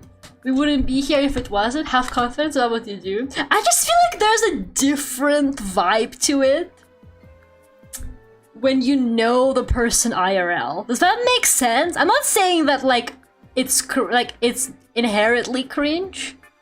I just feel like it's different when you know someone IRL and then you find out about their like internet activities. Because like, you know, obviously I'm not exactly putting on like a whole persona here or anything. But I do think it, like, you know, I talk about like random unhinged things on here all the time. So it's kind of like, now this girl I know IRL is really like an anime girl on the internet. I just feel like it's a bit of a different vibe. If that makes sense, when you know the person. So maybe even if like the content itself, for example, is not like bad or anything, it's just like it feels strange when you know this person IRL, and maybe it's a little bit embarrassing. I don't know how to explain. I don't know if I'm making like any sense with this. But I just feel like it's like a different. It just feels kind of different. Life's too short to not rally behind the stuff you like. Like I do things I like, and you know I'm fine with it. Like, you know, I wouldn't be doing this if I wasn't enjoying it, so like, it's whatever. I don't care if somebody actually thinks it's cringe. Just don't tell me about it, I guess. But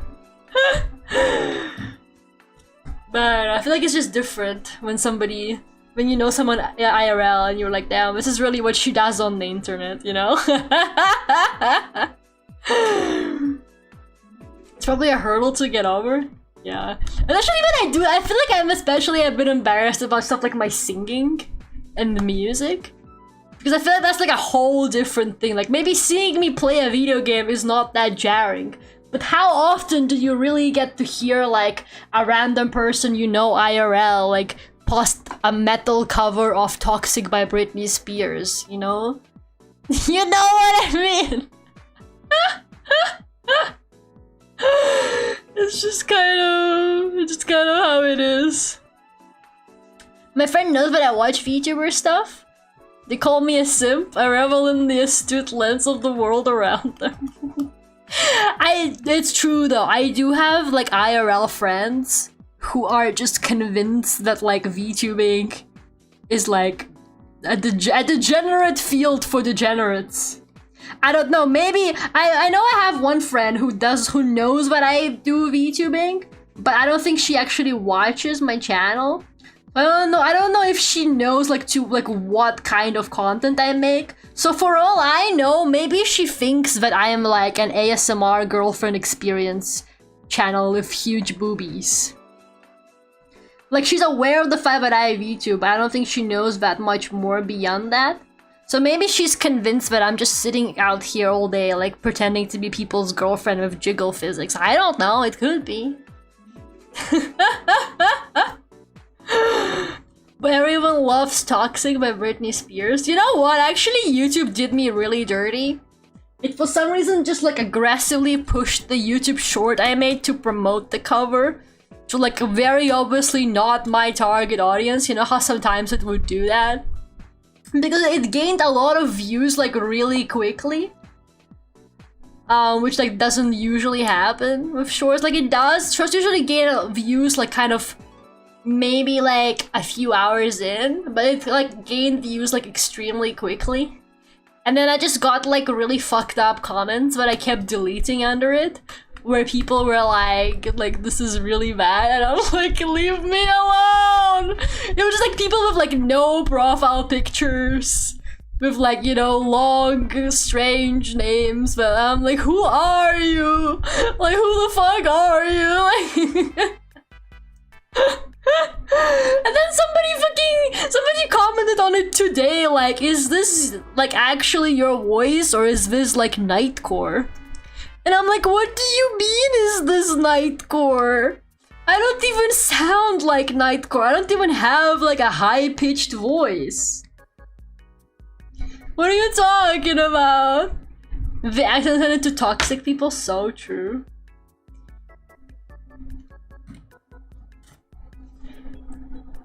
People couldn't stand the little accent. You leave my accent out of this!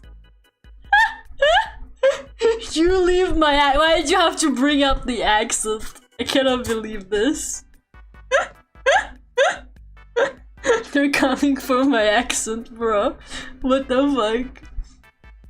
Honestly, they were probably true, but honestly, I could get grown adults say stuff like that. My take on like negativity under short form video. Fuck, I forgot to post that Instagram reel. I was gonna do it, but then I forgot. I keep forgetting to post Instagram reels, which is like actually really annoying. I really wish I could just schedule them. My ass needs to remember to post Instagram reels. I'm like super behind on Instagram reels than on YouTube shorts. I have a bunch but I haven't posted. I gave up. Anyway, sorry, that was completely off topic. But like my take on negative comments on like short form content, which it does happen, like more than like on long form content or whatever, is that people are doom scrolling YouTube shorts and like they're already in a bad mood, and it's like, how is it my fault that you're like already in a bad mood and you're doom scrolling YouTube shorts, man? Like, don't put this evil on me that you are having a bad day because you can't stop doom scrolling. It's not my fault, okay? Maybe I am. Maybe it is my fault. Maybe I do contribute to it because I am posting the YouTube shorts. But I'm just trying to get that bag, man. I didn't mean it in a bad way. For real, it's charming. Messed up, man. Nah, I get it. I get it. You know, that does make me think, like, how many people actually, like, hear my accent and they're like, oh, I don't want to listen to this. I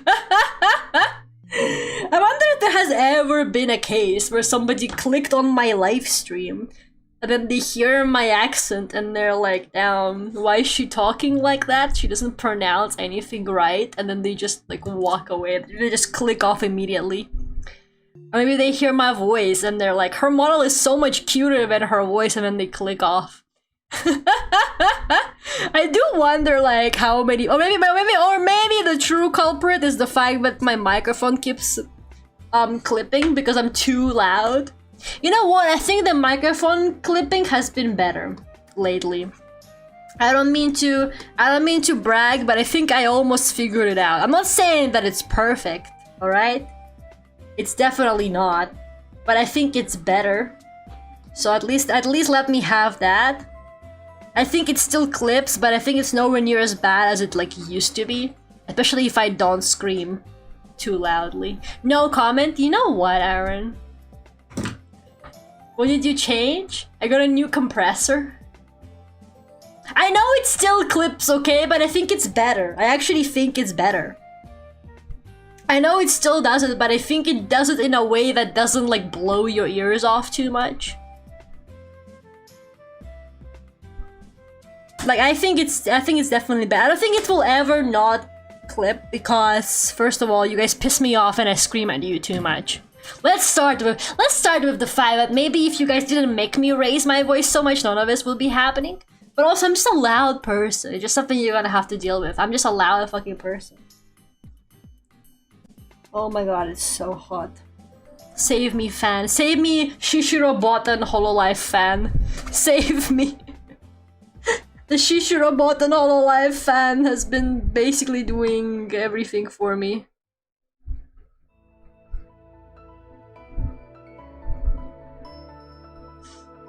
I don't really have to mess with the audio volume when I edit it. See, guys? See? It's great. The audio has always been fine as long as I can remember. Okay, that's literally not true. You must be like on speaker or something. That's actually not true. My audio has like actually improved a lot. In the past maybe like 2 years or so. It took me a while to figure out the balancing and stuff like that, but I think the new compressor like actually did a lot of work to improve it. I think that the new compressor, it actually sounds like a really decent now. Maybe not great, but decent. I mean, there's only so much you can do with a USB microphone. If you really want good sound, you gotta commit to one of those audio interface microphones, but like maybe when they promote me. Maybe when they promote me at the job, maybe then I can start thinking about the real audio setup that you're allegedly supposed to have. Maybe then we can talk about that. But right now, nah. Okay. You know what else this needs to be like peak Y2K gothic? How do I explain this? It feels to me like it still looks too new. Maybe just because all the images are so like low resolution from that era. Should we add noise to it? How can we elevate the Y2K look of this? How can we make it even more Y2K? The audio input is converted to USB anyway. Yeah, but the microphones that they make for like the audio thingy are better. Like the microphones themselves are better. So I think that's what affects the quality. Or like, I don't know, man. Just what I've been told. Apparently everybody wants you to get like a real microphone at some point. That's not just a USB mic. The orange needs to be dull. Do you think the colors are too bright? Do you think the colors are too like saturated for Y2K?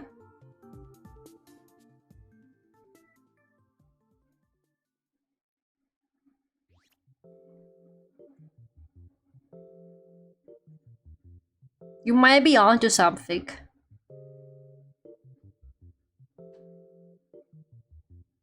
You might be onto something. Hold up. They low-key kind of just hated colors back then. I feel like they still do. When are we gonna achieve the era where people like colors? Does this make it more Y2K?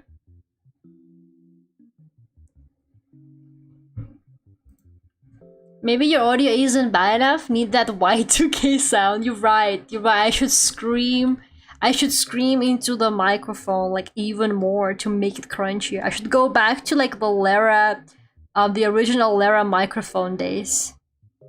Like when I use a literal like headset microphone. That would be it.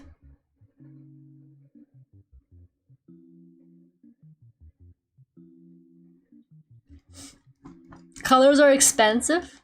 Colors didn't exist in 2005? 2007 Xbox lobby audio. Does it come with the slurs? Because I would rather not. Does the audio like also come with like all the slurs? Does the authenticity of that also come with that package? Because then I would rather not. I think I'm okay with not being 100% authentic in that case.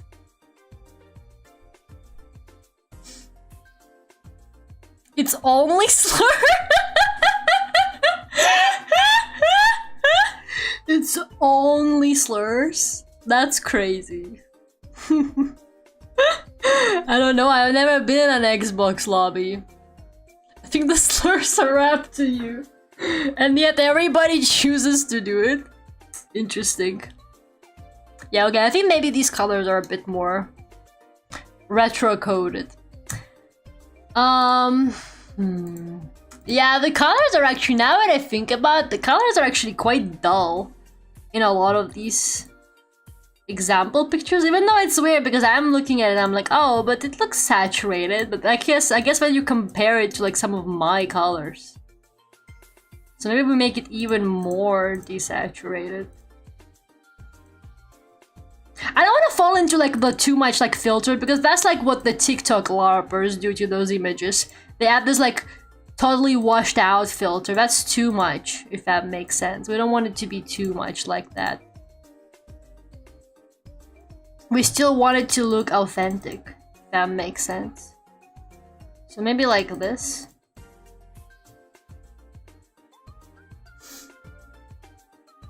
She got that Madfire style of clothing. It's called Gothic Lolita, man. This is how Lara blows up, but it's for all the wrong reasons. No.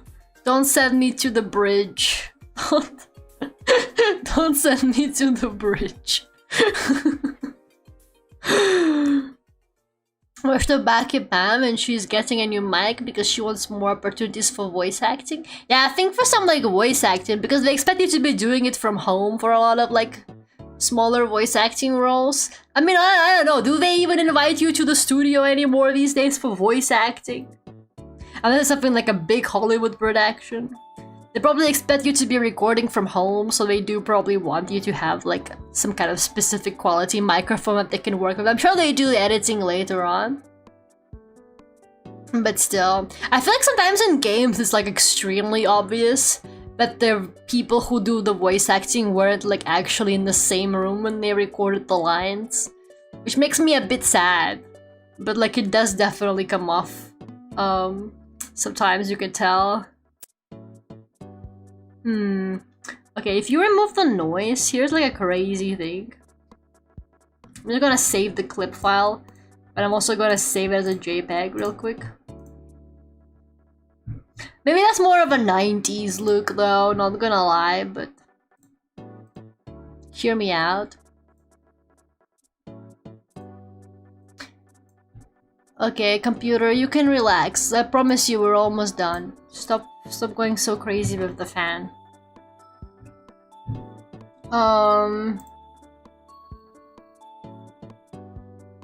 Sometimes like sharpening it gives it a more... Okay, that's too much.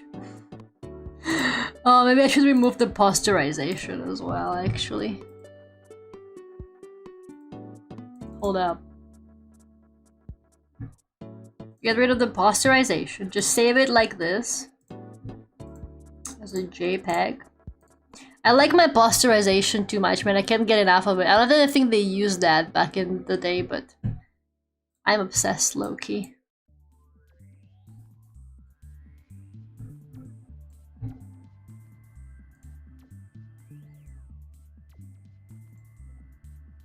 The sharpening might give it that like old image look sometimes. You see, that's too much. That's the most I could do. Look at that. You see that shit? Now it looks AI generated. Fuck.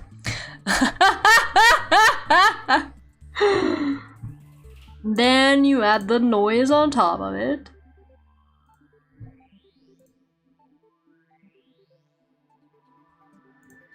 I wish I had the more newer filters that Clip Studio has, but unfortunately, because I don't update it, because updating it costs money, I don't have some of the like newer, nicer filter options because I'm cheap like that, I guess. I don't know, man.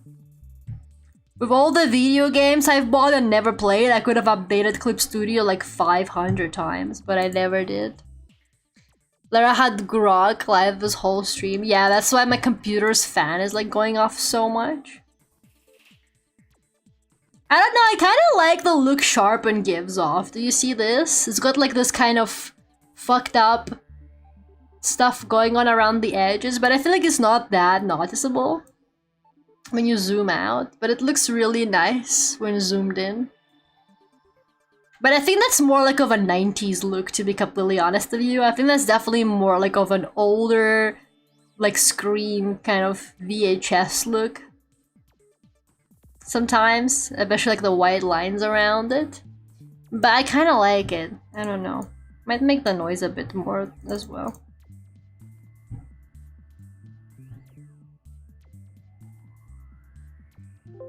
Save it.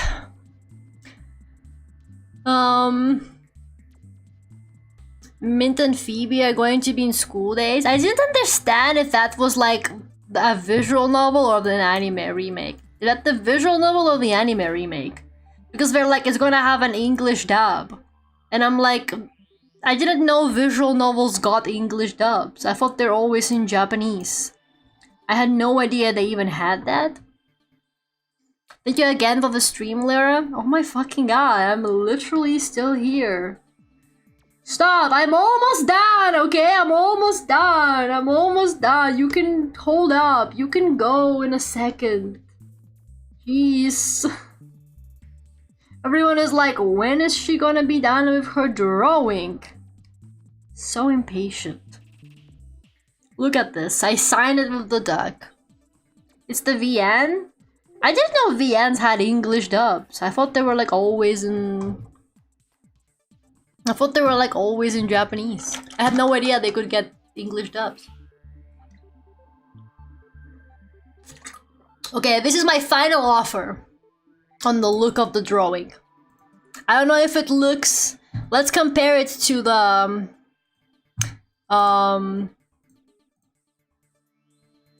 to the famous Gothic angel drawing.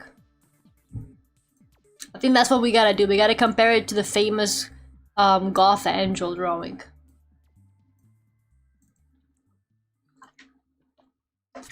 I think it's kind of there. I think the Goth angel has more, even more washed out colors. Maybe I do gotta just let my colors go, man. I like my colors too much. Maybe I gotta let the colors go. After all, I don't know what's going on. Could this be true? I like it when it's like this, no. You know what? That kind of does look sick.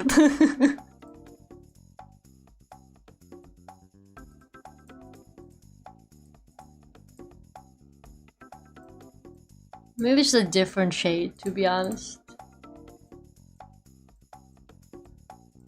It also looks like slightly different on my tablet than it does on my like actual monitor, which is really fucked up as well. Okay.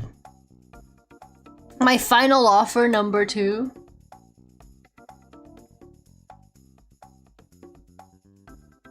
My final offer number 3.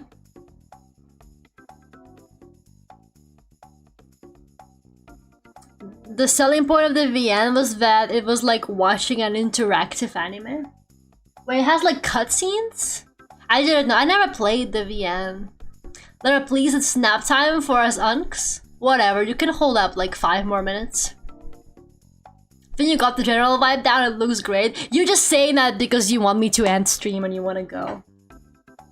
Okay, do I need to remind you this is my last streaming week and then I'm gone? Well, I'm gone for a while because I'm moving. Do I need to remind you of that? I bet now you're like, oh, I wish I wasn't telling Lara on her last streaming week about how I wish she was gone. It's entirely semi-animated? I did not know that. I thought it was just like our VN, so just like sprites and text.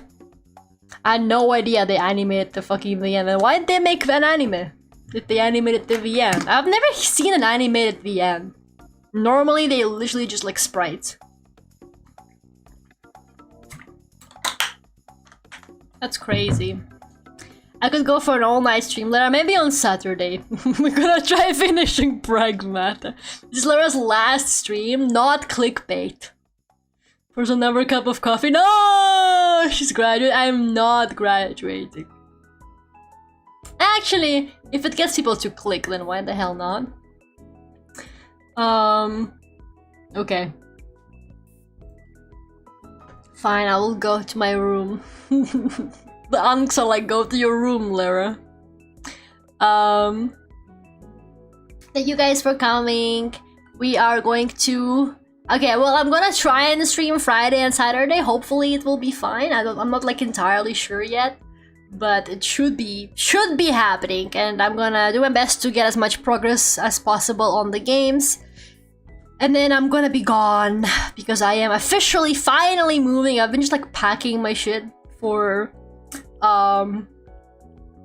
a while, but I'm actually doing it more seriously now because I've been doing it like really slowly because I'm like, oh well, I'm not moving yet because I'm a procrastinator. But now I'm like actually packing my shit, like because now I actually have a deadline. God damn it. But yeah, I will hopefully see you guys Friday and Saturday as well this week if everything works out. And yeah, we will do more Fallout and Pragmata. If you haven't heard the new cover yet, check it out. There's also been a new long play last week, so if you haven't seen those yet, do check them out. Thank you guys! I know it was a bit of a long stream, but you know, whatever. I was dedicated to finishing the drawing. Have a good night, everyone! Bye-bye!